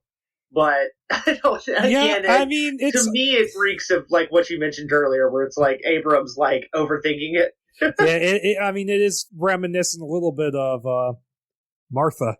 Yeah. I was about to mention that. Like, I feel about this the way I think a lot of people feel about the Martha scene. Not quite to that level, but like, okay, all right. Luckily, though, this isn't like a pivotal point. Him handing her the handkerchief isn't like a pivotal point of the script. He's not like questioning Superman to say, why did you say that, while he still has his boot on his throat. Yeah, really. But okay. And he doesn't say it 4 times either.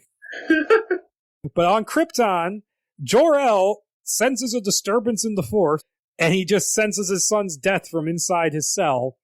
And at the same time, KtuluJack gets word of Superman's death and tells Tyzor to give Luthor whatever he wants. Australia. Yeah. Beachfront property, my friend. And back on Earth, Superman is laid to rest at Arlington National Cemetery, where Lois gives this long speech, eulogy, and I know how you feel about speeches. I was annoyed at this too. Yeah, I didn't like it. And it's intercut with KtuluJack walking to Jor-El's cell, and the imprisoned monarch sharpening a piece of stone and using it to commit ritual suicide. He pretty much commits Kryptonian seppuku. Yeah, commit seppuku. You took the words right out of my mouth. Yep. And the shocked KtuluJack comes upon the corpse of his brother, and sadly he doesn't go, heresy. Because he is totally Michael Shannon's Zod for like... Yeah. And we go to Infinity, an endless white space where Superman meets the spirit of his father, and it doesn't look like Platform 9 3/4, but it might as well. Yeah, and if you look over there, there's Dumbledore, and if you look over there, there's Uncle Ben. And if you look under the bench, there's that weird little Voldemort baby thing. Oh God, yeah. And this sounds a lot like the Uncle Ben scene from Spider-Man 2, because you have the weird white light and everything. Right. But no, this is totally Deathly Hallows. Yeah. Okay, that was a Warner Brothers thing. Did J.K. Rowling get to read this? Yeah, because I guess this would have predated it a little bit, but... And, my God, I just thought of it. It's a big white void. It's the fucking gun room from The Matrix. Oh my God. Yeah. And so Jor-El tells his son that they sent him away because of a prophecy about a prince who would be raised on another planet, face a great challenge there, and return home to save it from evil, so he's the one. Yep, and I'm getting severe... I mean, we're making Matrix analogies here, but I'm, at the same time, I'm also getting, like, He-Man, Masters of the Universe script, like, flashbacks from a lot of this, if you follow my drift there. A little bit, yeah. You are the He-Man, Adam. Oh, God. And he says that Superman must defeat the 4 Kryptonians and save Earth before coming to Krypton and meeting his guide, Hen-Gra. So another tease for the sequel. And they embrace, and Superman awakes inside his coffin, his wounds healed and his suit repaired, and he burrows out of his coffin horizontally. Like, yeah. I'm so disappointed. I was hoping for him to just go full-on Kill Bill and just be like, poof, poof, like 1-inch punch the coffin open. In front of everybody? Yeah. Yeah. And Flash just shows up and goes, Pet Cemetery. It plays like the evil version of the John Williams theme from Justice League 2017. Everything that's ever mentioned about that movie, I'm just like, you know what? I'm glad I didn't see it. I'm good. And he meets with Lois as Clark, because apparently he burrowed all the way to Metropolis and got his clothes. Yeah. And she tells him that she loved Superman here, which is important. He asked her about kryptonite, and Jimmy's like, I know about kryptonite. It was found in space. It was a 600-pound rock that was divided up between different museums around the world. And Clark hurries off, and soon Superman is standing before the United Nations begging them to get rid of their nuclear weapons. No. But he asks them for help in defeating the 4 Kryptonians, and then there's a televised speech from Lex Luthor, who has ensconced himself in the White House, having deposed the president, and is beginning to enforce his rule on the world. And Superman stops by to visit Lois, and we then get a montage of the world uniting, gathering all the kryptonite together and infusing jet missiles with it. Which is kind of awesome. Kind of awesome, but I'm also wondering how the Kryptonians don't hear this. And so Superman lands on the White House lawn, surprising the hell out of Luthor and the Kryptonian allies. And then he's like, hey, he just kind of waves at them. And then they pursue him to a crater in Greenland where the fight recommences. And Superman, who is now supercharged from his encounter with Jor-El, who now has all his combat skills, and he's now just a badass because he has the touch, he has the power. Yep. That's pretty much how they describe it, too. It's not far off. Yeah. Like, he knows Kung Fu. Yeah. He's doing like the fucking Matrix fights in midair, like boom, boom, boom, boom. It's so ridiculous and overwritten. Yeah. But he's really springing a trap, and suddenly the jets with the kryptonite missiles loaded on them appear on the scene. And there's this huge fight where Superman's like punching them into the paths of the kryptonite missiles. And I'm a little unclear. Is he just not affected by the kryptonite anymore? Oh, you know what? I hadn't thought about that. Yeah. No, I guess not. He got a DBZ. He got a DBZ power up from Jor-El sacrificing himself. Yeah, really. But yeah, I did notice though that that 3 out of the 4 kryptonite or Krypton villains are killed in a single paragraph. Yeah, which is like there's no description there. They're just dead. And then he actually punches Tyzor into the path of the missile, and that kills him. I'm like, wow, people would be really pissed off at that. Yeah. Well, it's weird. Well, I mean, like, I would imagine, like, let's just say in some horrible alternate universe where they filmed this, like, I could see them, like, doing more with it, but, like, it's so weird to me for, like, once again, for as overwritten as the script is, the big ending where the big fight between the bad guys and Superman, 3 of them are taken out in 1 paragraph, and then Tyzor is taken out, like, a couple of paragraphs later with almost no fanfare. It's really like, it's a head scratcher. It's like, really? Okay, like Abrams, I get it. You were under the gun. You had to get these pages out. You couldn't have done something a little bit more interesting? Like, really? Yeah, it's like, not the greatest action scene. Also, now that those Kryptonians are dead, and so Superman is primed to go home, they never actually explain how the superpowers work in these drafts. So I'm left to assume that they have superpowers on Krypton as well. Yeah, well, yeah, they don't explain it. I mean, you would assume, because, I mean, they do make a big deal about the red sun at the beginning of the script. Yeah. So you would assume that was like, they would probably explain it more. One of the 2 characters on Krypton that would be explained in the sequel would probably explain it in the sequel. But yeah, that's a fair point. But okay, on Krypton, Kadazor senses the death of his son, just like Jor-El did, and sometime later, Luthor is in the process of being deposed, and Superman visits Lois at the Daily Planet, taking her to the roof to wish her goodbye and promising to return to her. And that's when the fucking shit happens. Like, the script was already stupid. Superman dying is pointless. It's just John Peters wanting the death of Superman because he's been trying to do that for a decade now. Here we go. Are you guys ready? Oh boy. All right, let's do it. And that's when Luthor suddenly appears on the roof with them, angrily ranting at Superman. He's like, you didn't see it? You didn't see the obvious? I've done a good job, didn't I? Pretending to be one of them. He reveals that the pod he had recovered was in fact his, and he was one of the scouts sent after him by Kadazor. Yep, and Luthor is a Kryptonian. Stupid! Are we doing this, Abrams? I guess we're doing this. All aboard the crazy train. It was barely foreshadowed, too. Like, it really does feel like this was something he came up with while he was under the gun to finish these pages. Yeah. Well, I mean, it's... Okay. Yeah, like, is this... This is the point in which, I mean, like, everything else, I'm like, all right. Abrams probably isn't that familiar with Superman. Like, sure. He's probably just going off the Donner movies and all of that.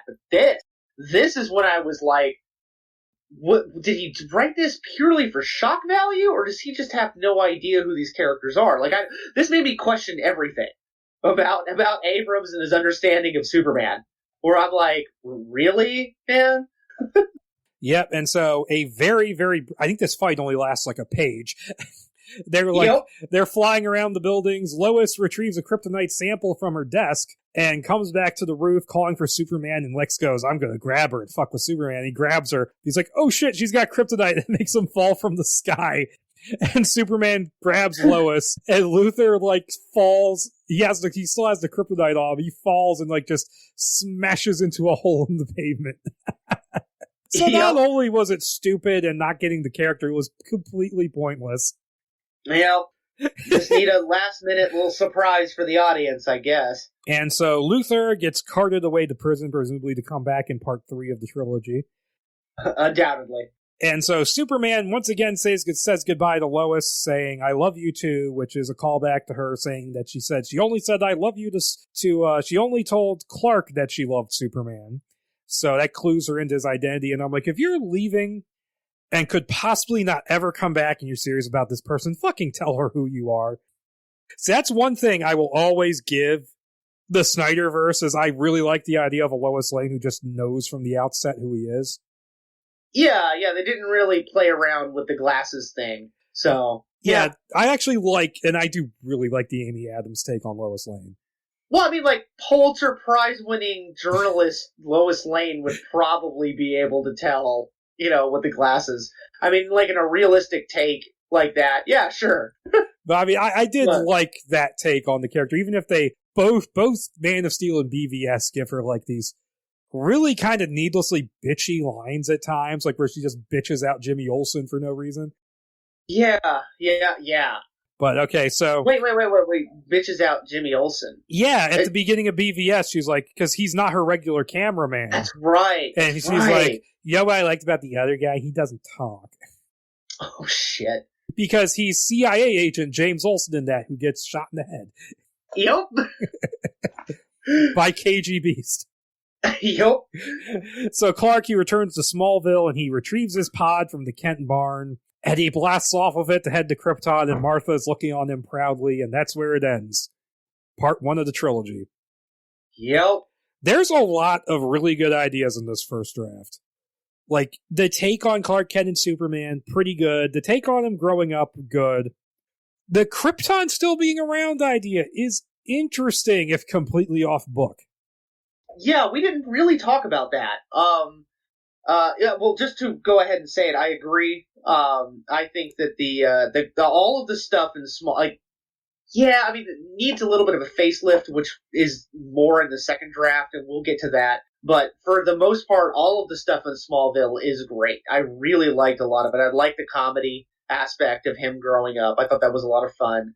But it's Krypton not blowing up was, I don't know, like, I remember, like, hearing people, like, really, like, that was the thing, like, going into the script that people, like, when I was, like, researching the script a little bit, that's what people had a big fucking problem with, and I'm like, really?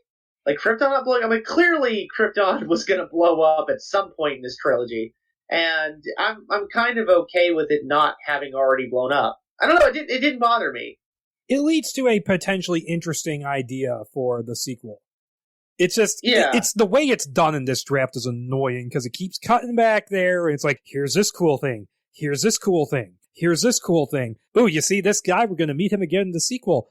Oh, Superman's going to meet this guy in the sequel. And the whole reframing him getting sent away from Krypton because he has to become the chosen one is a little weak. Yeah. Ooh, it's the prophecy. Ooh, so he sees fucking Harry Potter. Yeah, it's definitely of the era. We'll say that. Yeah, but there is potential here with a solid rewrite, and I kind of wish the second draft had been the one that leaked early instead of that first one.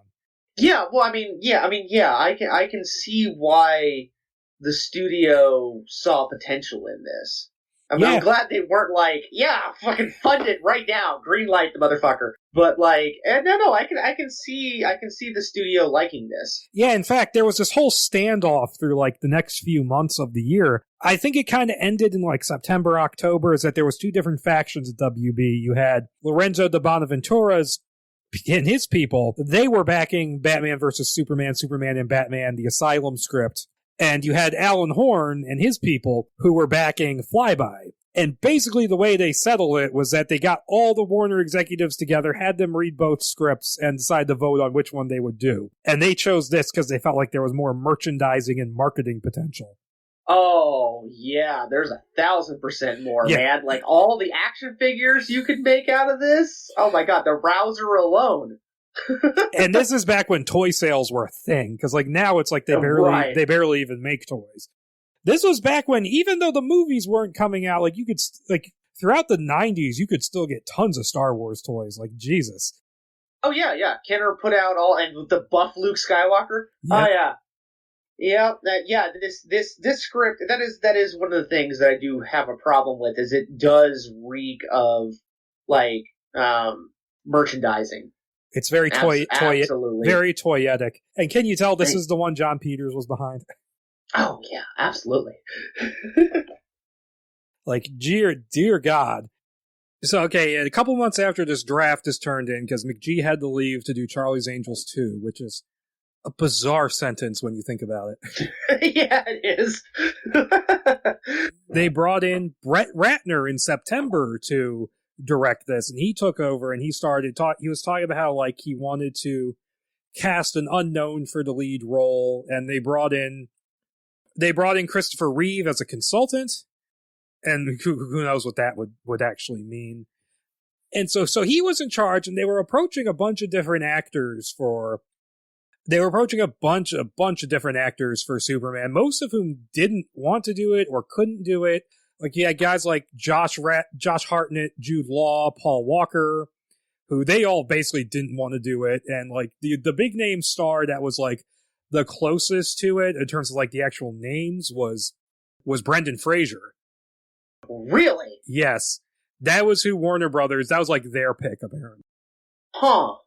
Well, I was going to say, like, as far as like bringing Christopher Reeves in to consult, I can see them doing that, just like asking him about like the mannerisms, trying to get a feel for like how he like acted in the Donner cuts, like maybe like what the direction was like, that sort of thing, like how he approached it as an actor. And I know that wasn't Jude Law approached to do it for Asylum? It says he was approached for this, but he was also approached for Asylum because he's talked about trying on the costume for that. Yeah, go ahead. Josh Hartnett was approached for that too. Like, he was approached for both, but I know Jude Law said, "Yeah, I wore the Superman costume for about 5 minutes in my hotel bathroom."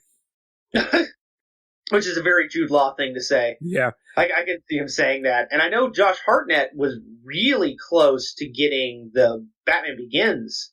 But he didn't want it. Like, he was very vocal that he didn't want Superman.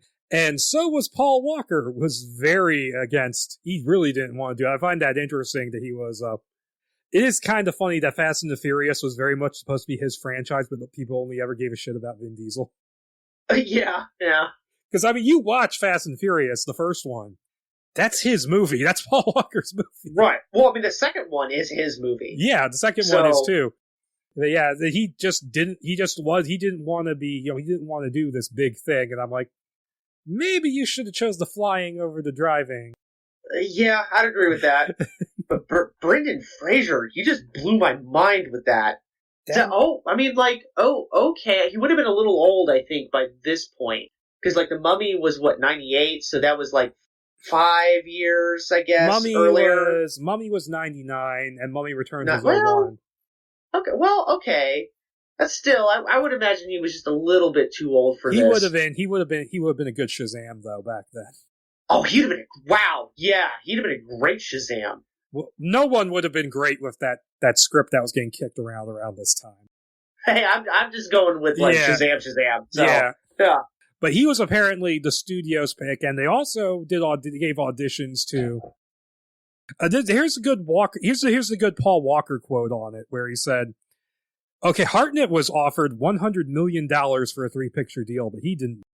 Here's the Paul Walker quote: "I could have made $1 gazillion on that franchise. I could have bought my own fleet of jets or my own island. You know what? I don't need it." Aw. And they also gave auditions to David Boreanaz, Victor Webster, and Ashton Kutcher, but Kutcher is like, "No, I don't want this. I'm not right for this." He said so as himself.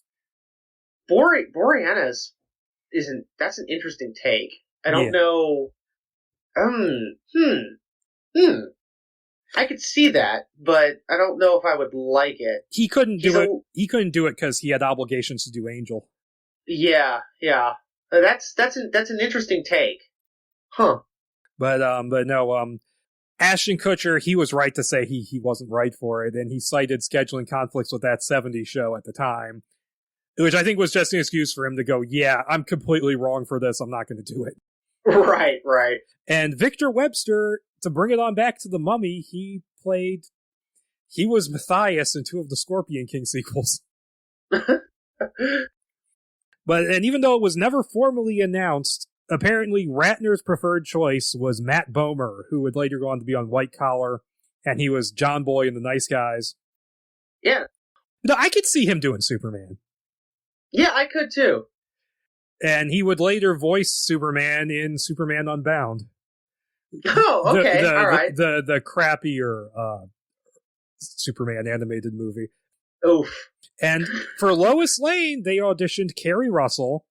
Of course. And Amy Adams. Well, yeah, I mean, I almost mentioned this earlier. You know that Amy Adams was the... when Nolan was casting for Batman Begins, she was the one that was reading all the lines, all of Rachel Dawes' lines for the possible Bruce Wayne characters or actors. Yeah, and the actors were wearing the Batman Forever suit. Yeah, they were. I've seen that footage of Christian Bale in the Panther suit. That is so weird.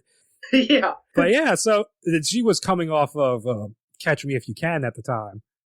Was there any word on who might have played Luthor for any of these? I'm getting it. I'm getting to it. Okay, so right. For the Ratner version, he had Christopher Walken in negotiations for Perry White, which just makes me think, Lois Lane, you're fired. And Clark Kent, what are you doing dressed up as Superman? Yeah. Because he is Superman, you moron. Yeah, really. And Anthony Hopkins was going to be Jor-El. Okay, all right. And all right. Ralph Fiennes as Lex Luthor. Basically bringing in basically bringing in cast members from Red Dragon. Yeah, really. But yeah, no, that's interesting because we'll get into it in a bit. But yeah, Lex in the second draft is noticeably older than Superman. Yep. Like it's weird because like when they first introduce him, he's like they say he's like in his 40s, and then like but Clark is like 12. So then, like, when the bulk of the script takes place when he's, like, 29 or something. Yeah. So I guess Luthor would be, like, in his, like, late 50s at this point. Yeah, that's weird. So, Yeah, but Ray Fiennes is Luthor? Yeah, not this Luthor, but that'd be kind of cool. Yep, and here's a really interesting one. Joel Edgerton, he turned down Superman in favor of Tyzor. I can see that. Oh yeah. He plays all right. He plays angry asshole characters very well. Very well. Oh yeah. Like Exodus, Ridley Scott's Exodus is a piece of shit, but he's great in it. Yeah. And eventually what happened is Ratner dropped out in March 2003 because he was unable to cast a lead because Warner Brothers wanted a name, it was like they were conflicted between paying for a name actor, but wanting the marquee value, so he couldn't cast who he wanted to cast, and he also was apparently feuding with John Peters. Like, they supposedly got into a pretty hefty argument in the parking lot. Wow. And the speculation I've seen is that John Peters, like, McG was his guy, and so he wasn't happy about having to go to Brett Ratner. So Ratner leaves in March 2003. And sometime during that year, McG came back. And that kind of leads us into the October 2003 draft, which is the second draft we have here. Now, if I had to take a guess, I would say a lot of these changes that are in here were already in place by this point, that there were drafts in between these. Yeah, because some of the jumps, especially later on, were, I'd agree. Very noticeable jumps. So, like, I would say that this stuff was these changes would have been in place even before Ratner left. That's what my guess would be. Yeah, I agree with that. That sounds about right to me. And so, jumping into this, it's dated October 24th, 2003. This is the first one to have Flyby as a subtitle. And I'm going to summarize a lot, especially in the first half, because a lot of it isn't that different. And so it opens much the same, only the newscast is shorter, and the fight following it is. And it takes place solely in Metropolis. And here, Superman hears a woman scream and follows it to the Kelvin Observatory, which is outside of town, where he blisters and panics as before. And the war on Krypton is similar, but shorter and with differences. Kadazor's army also destroys a force field to invade Mena, which is this continent, which is like a Kryptonian holy land of sorts, which they don't explain very well. Yeah, they didn't. Like, it's super significant, but they never say why. And he assaults the Capitol, which has now been renamed Kandor, which is a thing from the comics. So, no Bottled City in this version. Yeah, I was about to make a reference to that, but yeah. And Kadazor in this, instead of just being, the less than favorite son, here he's also jealous because their father would only take Jor-El to Mena with him. So, yeah, I hear you singing the songs of... Just hear that in Michael Shannon's voice.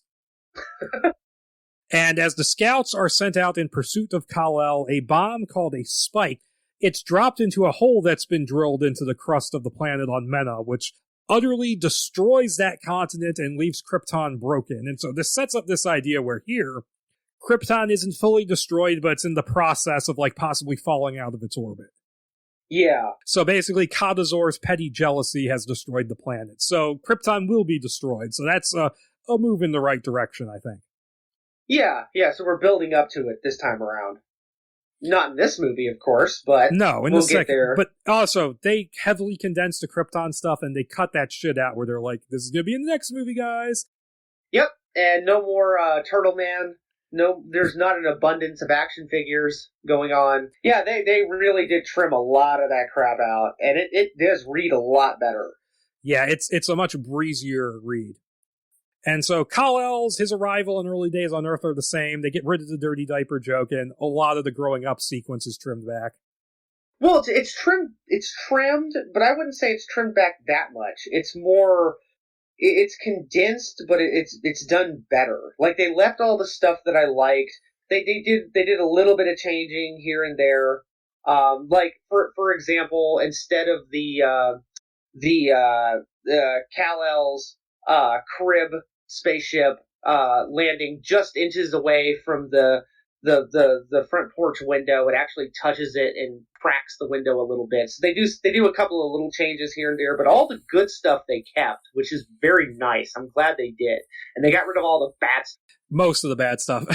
Most of it, yeah. There's still that one bit. And so we have Clark getting off the bus. It happens earlier here, where he gets off the bus and he's wearing his glasses, and it happens when he's 8. And it sort of segues into him talking to Jonathan about how he can't do all the stuff the other kids do. He's always restrained. And so that goes into the baseball scene. And he hits the ball out of state, and it flies to Hub City, where we get introduced to Lex Luthor as it hits his car, and he has, stringy hair here. Yeah. So yeah, Kryptonian Lex Luthor, not a thing in this draft, thankfully. Nope. Thank God. And we see him giving a speech about how the world is doomed unless it can unite under his leadership. And we then find out he's talking to a class of 3rd graders at the Catholic school, and this nun shows up and fires him. And you're like, I'm getting fired by a nun? Yeah, which was funny, but weird. That was not. I don't know. That one needed either a pass or just get rid of that scene altogether. Yeah, that was kind of funny. So he drives off. And he's driving along a country road in the rain, and he witnesses one of the Kryptonian scout pods crash nearby. And as he investigates, he finds the soldier inside dying, the ship encrusted in green rock. The alien grabs his throat and basically Vulcan mind melts with him and passes on all of his knowledge to Luthor, who loses his hair in the process, so he's now James McAvoy. Yeah, I was actually going to ask about that. So that was the explanation for him losing his hair. Yeah. Because in the script, it's a little touchy as to the explanation there. It's a little vague how it's described. Yeah. And the scene where the Kents learn about his X-ray vision is the same. And the scene with young Clark and Lana is the same, only this time during the Metropolis Natural History Museum, where he collapses after getting close to a green rock, so we're seeding kryptonite now. And the subsequent scene with the landlord attempting to rape Martha happens as well, only it's on the Kent property. And Clark only throws him aside instead of beating the shit out of him.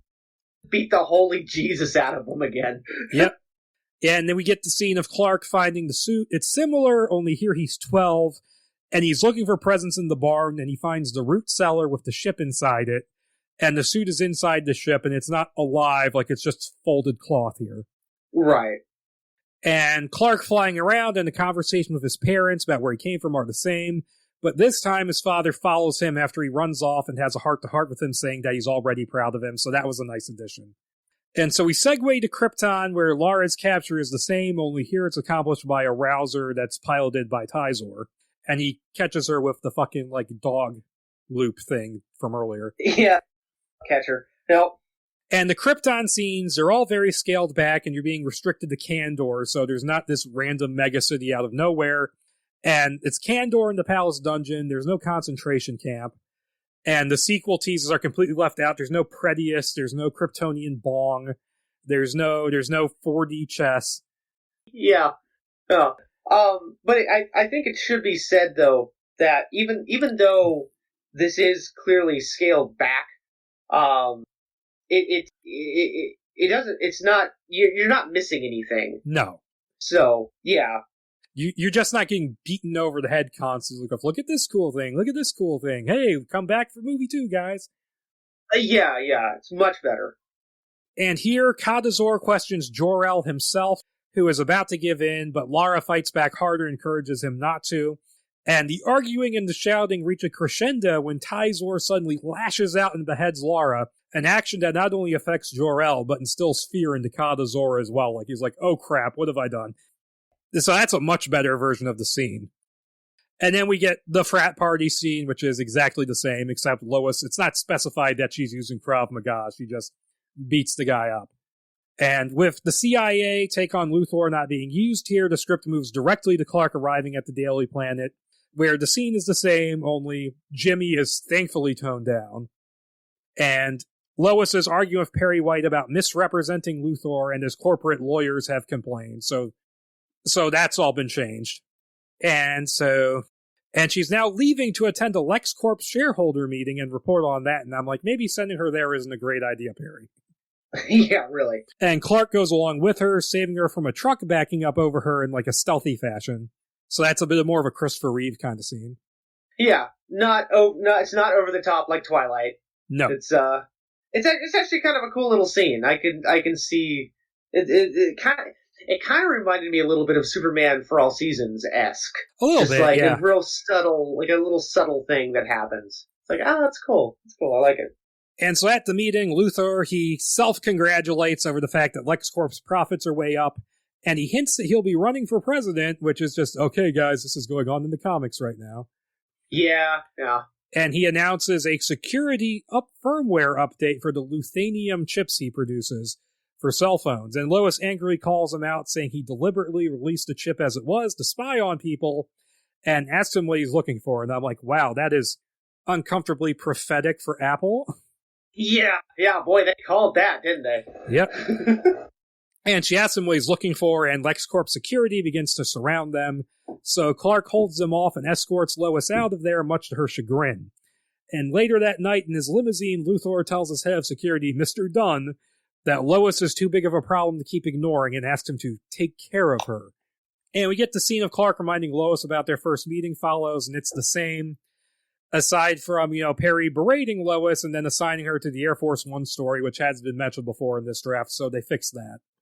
And so the plane crash and rescue happens more or less the same. Clark hesitates a bit more, and he lands on the baseball field in Metropolis here, so that's the same as in Superman Returns. Yep, clear callback there. Or I guess not callback, but yeah. That's like the one thing from this script that I feel like some executive really liked that scene, so they had to put that in there. Yep, and also in this version... I was going to say, and I really like the way Clark finds out about Air Force One failing is he's in the shower this time, as opposed to like the in the previous draft where he's, there's like an alarm that goes off or something, and like he keeps turning his phone off, and it just goes on and on and on. And this one, he's like in the shower and he hears it going on, and he looks through the wall into one of his neighbor's apartments and sees the woman next door, like, ironing her clothes or something. She got television on. So it's a cool little use of his powers, I think. Oh, yeah, for sure. And also, in this version, it's not just a random accident. Luthor makes this happen because he got word that the president wanted him investigated and decided to take both him and Lois out at once, deliberately interfering with the Luthanium chips on board the plane from his secret lab at Kelvin Observatory, where he keeps the crashed pod, kryptonite samples, and a large water tank. Also, basically what killed the alien, he doesn't realize it yet, but what killed the Kryptonian guy was that there were bits of kryptonite encrusted on the pod. And yeah. Well, I figure we'll wait until the big reveal about what kryptonite is to talk about that. But yeah, and that's kind of cool. I like the way that they, not the kryptonite thing. Well, I do like that, but we'll get into that later. But the fact that they kind of condense down, it's not just a random accident on Air Force One of all things. Yeah, it's Luthor actually fucking it up, that's nice. That's good script condensing right there. Yeah. I like it. And so, he has the water tank there as well for later. And he also watches the news as the rescue takes place and realizes that he's found Kal-El at last. And the scenes around Jonathan Kent's death and funeral are largely the same, but they all follow one after another here. They don't cut back to the Daily Planet or over to Luthor doing stuff like they do in the other script. It's much more condensed, which is good. And he gets the reveal of the Metal S, which is funny in this version because he seems to get over his dad's death almost immediately. He's going like, "Hey, Mom, I met this pretty woman." Yeah, it's like, why don't you ask her out? And I'm like, what? And also, his mother here just says that the man who gave them to her just said that they were lucky. We don't get the explanation of what they mean until the Jor-El scene later. Right. And so he puts the costume back on, he listens from the nearby cornfield, and he goes to foil a jewel heist in London. And so we go back to the Daily Planet, where Perry, who is nowhere near as much of a dick, he's much more traditional Perry White. They get word of the London incident, and more keep coming, so there's news reports of Superman stopping an avalanche, rescuing miners from a collapsed mine, and other events are interspersed with dialogue at the Daily Planet. So it's not a full-on montage here, it's more of like a like the zooming in on the newspaper and like the presses. Yeah. So they're getting closer to the idea that like he's Superman for a little while. Yeah.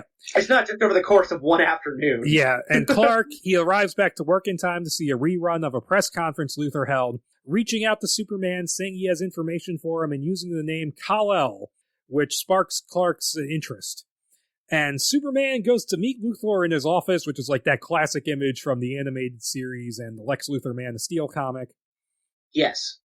Who explains about what happened with the pod, how he knows his birth name is Kal-El, etc., and he offers for them to work together, showing Superman his manifesto, asking him to help reshape the world. And Superman's reading it going like, this is fucking nuts. Like, you want to destroy countries, wipe out cultures. He's basically a neo-fascist. Yeah. And he refuses to help and leaves the steaming Luthor behind. And the angered, bald man goes to the observatory and turns on a beacon to attract Superman's enemies from Krypton. So, once again, that works a bit better than the whole... they were apparently watching our TV. Yeah.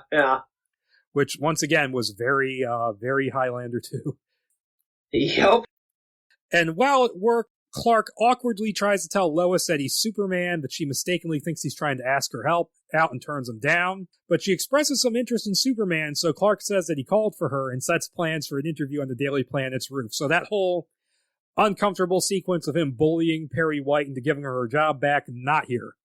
Yeah, that's true, but I did, yes, and I'm glad that's not there, but I liked it more in the first draft that he actually showed up there and told her, whereas in this draft, it's just Clark is like, yeah, I talked to Superman on the phone. He says he's going to be on top of on top of the Daily Bugle, the Daily Planet. I want you to get pictures of Superman. Yeah. Crap, mega crap. Get in here. Yeah. But yeah, no, I liked Superman actually showing up there a little bit more, but that's, picking nits, that's all. And meanwhile, back on Krypton, Tyzor is arguing with a General Lon over Tyzor's pushing their slaves too hard, and it turns out that Krypton is in danger of falling out of orbit thanks to Mena's destruction. And the argument almost comes to a head before Kadazor pulls Tyzor away to tell him that Kal-El has been found. And Tyzor offers to go to Earth alone and return, fulfilling the prophecy, while Kadazor tells him to destroy the planet as well. And you kind of get the idea that Kadazor is thinking, no, I'm going to send this guy away. He might be a problem, so, I can maybe deal with him this way, just in case. So it's win-win for me. Yeah, Is this the script where it's kind of implied that Kaizor is beginning to kind of fear his own son too? Yes, it's implied that he's beginning to fear Kaizor. So it's like, maybe it wouldn't be so bad if he goes to Earth and gets killed. Yeah. So Kaizor and that whole relationship dynamic is actually pretty interesting in this draft because of that. Yeah, very, very Roman. Yeah. Yeah. And Lois and Superman, they have their interview on the roof, and the conversation is different, and the kiss doesn't come until after they fly, so that's a better placement. And the flying scene is more than one paragraph like it was in the last script. Yep. Like they actually spend a couple of paragraphs and describe what it is they do while they're flying around. Still more poetry. Still no poetry, thankfully. Thank God. Yeah, and so next morning, Lois has figured out that the frequent brownouts the city has been experiencing can be traced to Kelvin Observatory and heads over there with Jimmy. And she tries to sneak in, but after seeing the pod, she gets caught by Dunn and led away at gunpoint. And Jimmy panics and drives away when he sees this, and Lois gets to witness Kaizor's cloaked ship as it lands. And it drops its camouflage, revealing a rouser, so that's still here. And Kaizor emerges, being greeted by Luthor, who offers to give him Superman in return for his plans. And Toyzor humors him, obviously not planning to alter the bargain. Pray I do not alter it further. So yeah, only one Kryptonian comes to Earth in this version. A lot better. Oh yeah. And so Kaizor watches this from the war room in Kandor and reacts to Luthor mentioning that the people idolize Superman. He's like, oh no. And Jimmy calls up Perry while Clark is in his office talking about Lois's capture, so Clark slips out and flies off. And he lands right in front of Kaizor, who brags about killing Lara, and the fight commences. And they crash into the lab with the kryptonite supplies, and it's here that Luthor learns of their weakness to it. So I like these figuring it out as he goes along. And Kaizor kicks the green rock away and brutally beats down Superman, dragging him to the heart of Metropolis to display his battered body before the people. So no mid-air martial arts here, no Matrix shit. And Superman manages to get to his feet, and the fight continues through the city, segueing into where the script began. And while the fight goes on, Lex dumps Lois in the water tank with some kryptonite and begins to fill it. Superman gets there, Lex hems him in with a piece of kryptonite in his hand, ranting about how he now knows that the pod's power source is what killed the pilot. That's a weird take on kryptonite. Yeah. Hold on. Let me get in front of I was kind of scooching away from the microphone there. Yeah, well, I'm always interested in seeing how they introduce it. Actually, I was thinking about it just a second ago. What was the explanation in BVS? It was just like a thing that they found near the crash site, right? It was something about the Phantom drive exploding and like destroying the machines caused a reaction that created the kryptonite. Okay. Yeah, well, it's always kind of fun to see how they work it in, like what the explanation for, like how they find it on Earth and how they actually use it is always kind of fun. And I dig it's fine. I dig it. It's a rocket fuel essentially for them. It works. Okay. That idea works better here because it's also in that Asylum script where that's powering. It's powering like the spaceship that brought him to Earth, and it's weird because traditionally kryptonite is created when Krypton blows up. Right.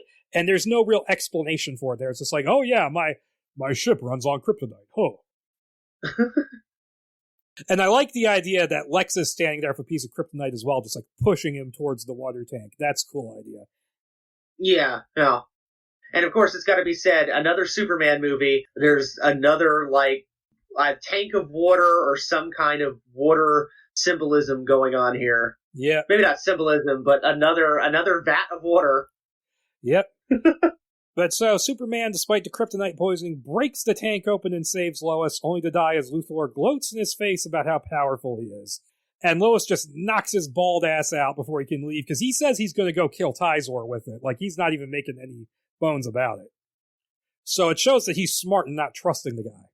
Oh, yeah. So she throws the kryptonite away from Superman, and Kaizor, who has already reported home, he takes the rouser and uses it to plant a spike bomb in downtown Metropolis. And I have to say, this whole drilling a hole into the earth and dropping something in it to make a planet explode, totally Star Trek 09. What's funny is just now you mentioned, you said for some reason, it didn't register earlier, but just recently you mentioned the Kelvin Observatory, and I was like, wait a minute. The Kelvin timeline? Yep. The Kelvin what the fuck, Abrams? The USS Kelvin from Star Trek 09. That must be his favorite word. That's the odd pull, but okay. And Jimmy is the only reporter to keep his cool and rounds up a stray news van to report on the situation, because it was mentioned that he wanted to break into broadcast news, but that's very difficult, so he's getting to do that now. Yeah, it's paying off. It's fun. And then we get the ritual suicide in the Infinity scene, which is now here referred to as exterior death in the slug lines. Yeah. That's pretty much all the same, only Kadazor actually gets there as Jor-El is cutting himself open. And wait, does he actually cut himself open? Because I thought he just kind of died. Or stabbed him. I think he still stabs himself in this draft. Let me... Does he stab himself after or before? Because it says, Jor-El in deep prayer holds his arms out, lets his head fall back, and his eyes open, they are white. And then he kind of goes into the dream state. Okay, I guess I'm wrong. He just does the weird white eyes thing. He doesn't stab himself in this version. Wills himself into death. Yep. Yeah. He lost the will to live. Oh, God, yep. Yeah, so that's right. So that's pretty much all the same, except Kadazor gets to the Zell as it happens. It doesn't do the weird, cutting himself open thing. He just loses the will to live. And here, the metal pieces are explained here instead of earlier, and they're said to be a key of some sort. And, Hengra will teach you how to use it, blah, blah, blah. And the prophecy is also different here, and it says that 2 princes will fight on another planet, but only one will return. I actually like how there's a little bit more ambiguity to that here. Yes. It's not just oh yes, he's Superman, he's going to come back and save his home planet, blah, blah. And Superman comes to just in the observatory this time. There's no funeral, there's no burrowing out of the grave. Thank God. Yep. And he just drags Lois out to the middle of nowhere to be out of harm's way. And he fights Tizor and the Rouser as the entire Earth watches in suspense. Lois reaches a town, borrows a motorcycle off a guy, and Luthor flies off in a helicopter. Superman ends the tussle with the Rouser by flying around the world super fast and hitting it from behind, which is pretty cool. Tizor is still to be dealt with, as well as the spike bomb. Superman pulls the coil out of the bomb and starts flying off into space, but Tizor distracts him by threatening people, including Lois, who has arrived back in the city. So he went to all of the effort to take her out of town just for her to come right back. But Superman manages to knock Tizor out long enough to yank the 1,000-foot coil, complete with the explosive bulb on the end, and fly into space. And Tizor grabs on and goes with, and they both fall out of the sky as the bomb explodes out in space where it's harmless. And they land on the roof of a building where Superman offers Tizor mercy if he'll back down and return to Krypton with him. And he seems to agree, but it's only a ruse to attempt to stab Superman with a hidden knife, so he's fucking Altair. Yep. Or he's Zod from Man of Steel, who just pops. Man of Steel, yeah. And Superman just throws him through a nearby skylight where he gets impaled on a huge kryptonite sample, revealing the building to be the museum from earlier. So, that's convenient. Yeah, I mean, it's convenient, but it's cool. It'd make for a great shot. That'd be awesome to see a Kryptonian, impaled in a giant stalactite of kryptonite. That's pretty cool. That's cool. And then Luthor appears and just berates the dying Tizor, who tries to strangle him but expires before he can finish the act. So, he's dead. Luthor gets away scot-free, which is kind of cool. Well, something happens though. Oh, he mind melds with Luthor for a second, and that is one of the setups for the next movie. Yeah, or the third movie. Yeah. Yeah, because I guess the second movie would have taken place all on Krypton. Yeah, that would make sense. So yeah, there is a tease of something more to come. And then Superman says goodbye to Lois, promising to return. And he heads back to the Kent farm, where this time, he uses the silver pieces to reveal a large spaceship that Jor-El hid beneath the ground years before, which is unnecessary, frankly. I guess they just didn't notice the one guy out there digging a massive hole in the field. Yeah, Yeah. just have him get into his pod he came in as a baby, because they do that in the animated series and it works fine. Well, I mean, they're going off the idea this is all nanotechnology anyway, or that there's like a nanotechnology like gel around it, so you could just have him, put it into the pod and like put the keys in, and then maybe the nanotechnology like flows around it and makes the ship bigger. And that would be kind of cool to have Superman go back to the home planet in the ship that he came here on. That would be fun. Yeah. Yep, and so Superman takes off, headed for Krypton, and it ends. Much better than the other script. Yeah.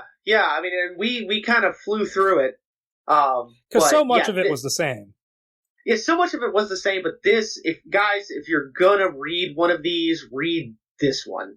Yeah, read the 2003 script. Yeah, this one's actually a lot of fun. I mean, I think both of them were pretty fun. I wouldn't say the first one was good. No. But both of them were fun, but this one was good, I would say. Like, this one was like a good script, and this would have made a good movie, I think. I think it needed a couple of more passes, but like, no, this was good. I liked it. No, I do think if this had been the one that leaked instead of that first draft all those years ago, I don't think there would have been like as much online outrage about it. Yeah, it's a hell of a lot better than Superman Returns, too. Oh, yeah. Boom, I said it. Yeah. And so, eventually what happened is that McG came back, and they were looking at casting, they were still kind of looking at Brendan Fraser, and apparently Shia LaBeouf was approached for Jimmy Olsen. I can see that. Scarlett Johansson for Lois Lane. Maybe. Johnny. She was still a little young. I mean, this would have been at the same time, filming this at the same time as Eight-Legged Lost Freaks. in Translation. Eight-Legged Freaks? Wow. Yeah, Jesus. That's a flex. Yeah, it is. Johnny Depp for Lex Luthor, but they eventually cast Robert Downey Jr. Ooh. Wow. All right. Downey is Lex Luthor. Okay. Yeah, I mean, you know what's funny? I can't see it, but I would like to. That's a weird. Like, I don't know. That would be cool. I don't know if I could see him being Lex as written in this, but Downey as Lex would be a lot of fun, I gotta say. Yeah. And according to this, they shot test footage with several candidates for Superman, including Jason Behr from, let me look him up real quick, from Roswell. Okay, I don't know that guy. Oh, God, he was the fucking boyfriend in The Grudge. Nope. Seems like he mainly does guest appearances on TV shows. He's mainly a TV actor. This would have been his breakout. Oh, God, he was in Dragon War. Oh, Jesus. Yeah, so yeah, he would have been, this would have been a breakout for him. There's a guy I've not heard of called Michael Cassidy. Let me check him quick. Oh, he was an Argo in a smaller role. He played Jimmy Olsen in Dawn of Justice. Oh, wow. Okay. All right. And this would have been this is casting for Superman? Yeah. Okay. And, wow. And he's in Army of the Dead. Snyder felt bad about that, so he was like, I'll give you a bigger role. He starred in 19 episodes of The OC. Oh, Jesus. 7 episodes of Smallville, as some character I've never heard of. So this is McG. This is McG's casting. And Jared Padalecki from Supernatural. As Superman? Oh, well. Maybe. I mean, he's built. He's built. He's got. I can't. Okay, so here's the thing. I can't. This is so stupid. I can't separate him from his haircut from Supernatural because he's got like And I'm like, I don't know, but yeah. He's got the face. I think I could see him do it. Maybe. He was bigger than Jason in Friday the 13th. Yeah, he's friggin' huge in that movie. You know? And here's the interesting one. Test footage was shot with Henry Cavill. Yep. Super young, like 20-year-old Henry Cavill. Yeah, I want to say there is a photo. There is. I've seen it. Yeah, of him in the casting or during the audition. It's like, all right, yeah. Well, I mean, I think that's something that people kind of universally agree. We didn't really talk about it earlier, but like, I think that's something people kind of universally agree on is that Henry Cavill is a great Superman, regardless of whether or not you like the movies. Yep. He's pretty great. Yeah, he's really good. I have no problems with him. Even in the Whedon Justice League, he's good. But they should have just left that mustache on, man. Yeah. I'm telling you.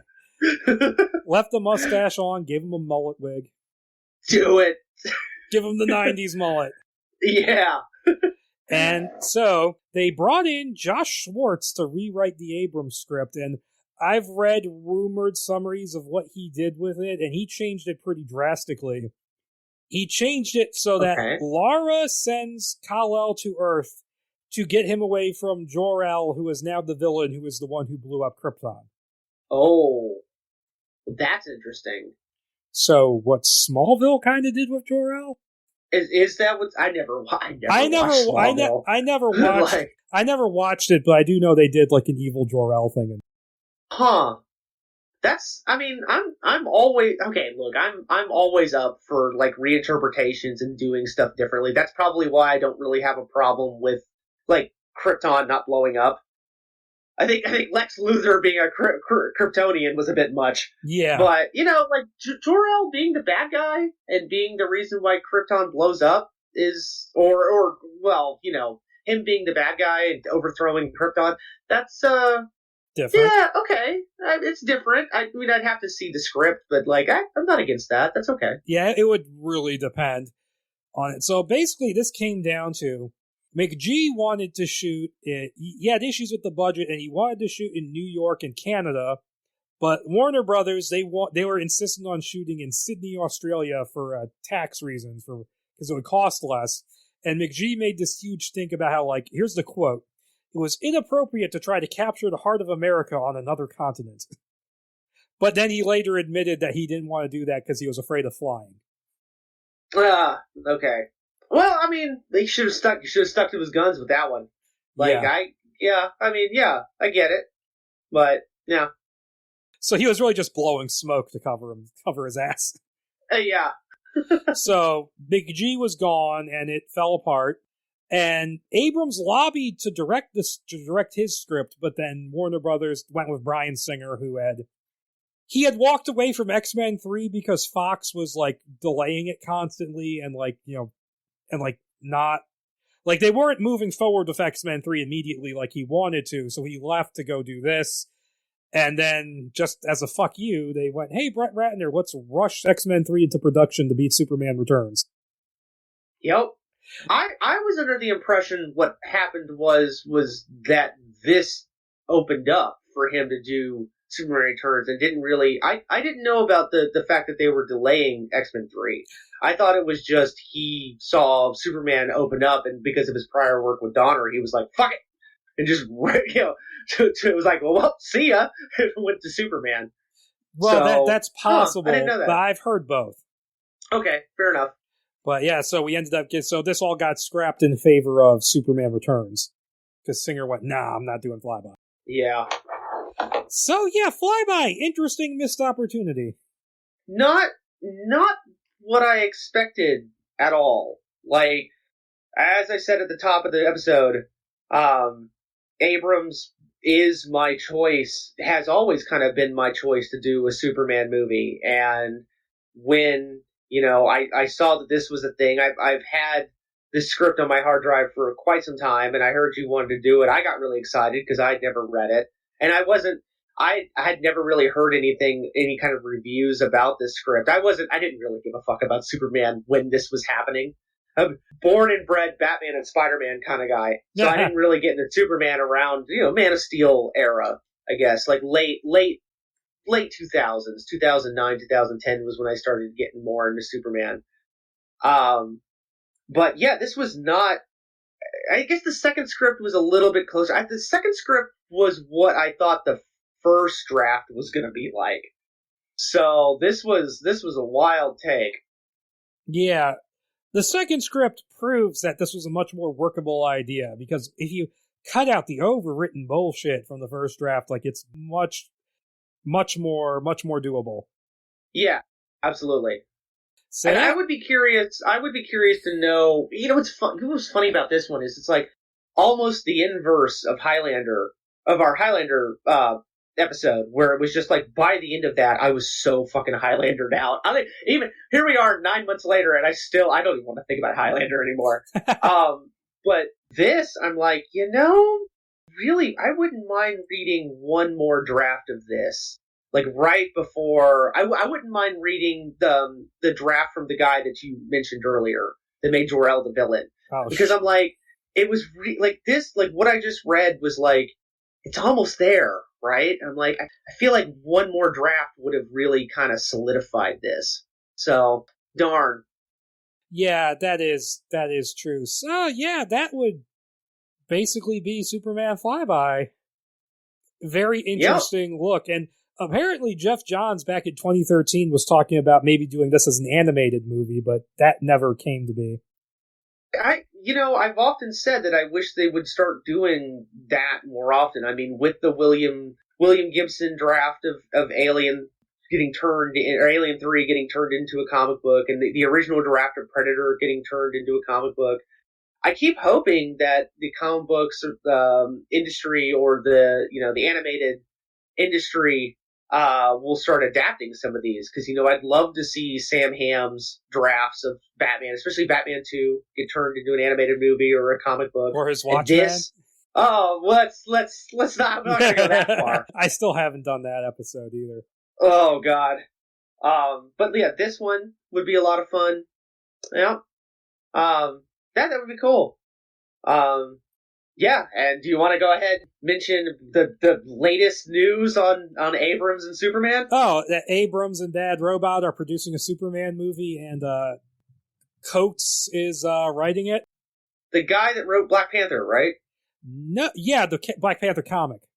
Oh, okay, all right. No, he didn't. And it's gonna have. He didn't write the movie. Okay, all right. And the speculation is that they're talking about Black Superman, but we don't know that for sure yet. Well, okay. So here's my take on that, where it's from what I've heard is they're gonna do, because there have been there's been a Black Superman that's not Clark Kent. There's been an Asian Superman that's not Clark Kent, right? Like a Chinese Superman or something. I think the one they're talking, the one that's being speculated about is like an Earth 2 Superman who's actually Val Zod. Okay, yeah, that rings a bell. But I don't know if I would much rather they just do a Black Clark Kent if they're going to do this. Yeah, really, I agree wholeheartedly. I don't give a shit about some alternate universe character. Really don't. Yeah, really. And on top of that, number one, I don't want any half measures. Give me a Black Clark Kent. Number two, Superman. Kal-El is a friggin' alien. He could be green. He doesn't matter what skin color he is. And on top of that, having him be African, or I guess non-white, would kind of you could really lean into the I guess stranger, like a Strange Land-esque take on it, the outsider, especially in Smallville, because you do the same thing, but it's he's gonna be the only black guy in Smallville. So it's you could really lean it. It'd be a lot of fun. Just fucking give us a Black Clark Kent. Fine, it's fine. Do it. I mean, there's a part of me that's can they make it work with Henry Cavill, please? Oh yeah, well can we please get? Because I mean, they have turned down so many. Because he actually had Christopher McQuarrie, the Mission Impossible guy, work on a pitch with him, and Warner Brothers turned it down. Warner Brothers is run by crazy people. That's why. Yeah, and Matthew Vaughn apparently talked about wanting to do a Superman movie as well. Oh, that'd be wild. Although he said he apparently was working on ideas with Mark Millar, so maybe not. Although, as we have seen with as we have seen with Matthew Vaughn adapting Mark Millar stuff, Mark Millar's ideas work well through his filters. So who knows? Yes. But yeah, I mean, we have no idea what that's going to be, if any of this is going to turn up in there. Part of me kind of doubts it. Really? You don't think, what do you mean, what I don't know for sure is the thing. Because we don't know anything, because, I mean, Abrams isn't writing it, he's not directing it. Yeah. I mean, maybe Abrams will go look at this take on Clark Kent's characterization. Well, and I have to wonder how much of that announcement, because it's odd that they announced that, like, what, the week before the Snyder Cut dropped or something. Like, it was like that. Like 3 days after we recorded the Justice League Mortal episode, like they announced that, which was, I think, a week out from the Snyder Cut. So I'm wondering how much of that is studio politics, how much of that is also possibly them gearing up for, like, the possible failure of the Snyder Cut, which apparently it's doing really well. Fine. I mean, it got beat out by Wonder Woman 84. Like, in terms of, like, what, sales? In terms of views, or views? And it also only just barely did more than the first episode of Falcon and Winter Soldier. Oh, jeez. Okay. Well, still, but I'll give them this. It's getting buzz. Which, it's not that it's doing badly, it's just second place. Right. And, I agree with you. I agree. I think a lot of people agree with you. I think, and Henry Cavill's kind of an interesting place right now as an actor, because I feel like post-Superman, he's really started to shine with Mission Impossible 5 or whatever, and The Witcher. Man from U.N.C.L.E. So, I love that movie. Where's my sequel, Richie? I guess Armie Hammer ate the writers or something. Oh, God, yeah, that's right. But yeah, we're in a weird place with Superman right now. No one really knows what's going on with that. I wonder if whatever numbers the Batman does will influence how they go ahead with Superman. Oh, yeah. Yeah, but that's a while away, though. Because, like, Batman is, a full year and a half from coming out, right? Yeah, it's coming out late 2022, I think. It's March 2022 at the moment, but I don't think they're going to hold it up. Really? Yeah, that's an odd one. You'd think that'd be more of a summer or end of the year type movie. It was an October 2021 movie, and then they pushed it out to March 2022 because of COVID. And because they got shut down in the middle of production. But I would expect by the time if they do another fandom this year, we'll probably hear something about Superman. Yeah, probably. I mean, I don't know. Go ahead. I mean, The Flash is supposed to be shooting next month, so I mean, that fucking miracle is apparently going to happen. So, and they've actually cast 3 Flash characters in that movie finally. So, who are the 3? But they're keeping the Iris actress from Snyder's Justice League. Okay. Are they keeping? Go ahead. No, Barry's mother is being played by the housekeeper from Pan's Labyrinth. Oh, okay. Which she'll be in the movie for like 5 minutes, but yeah. And they had to recast his dad, unfortunately, because Billy Crudup had scheduling issues with his TV show. So they're getting Ron Livingston. Oh, Dad Man. Yeah. Okay, you need a dad. Ron Livingston's got your back. Yeah. Looks like Peter Gibbons actually did go to prison. Henry Allen, you're a very bad person. But I think that sums it up if we're talking about Flash. Yeah. So, that was Superman Flyby, guys. Whatever we end up doing next. Whatever I end up doing next, at least. Bye. See you later. Had fun.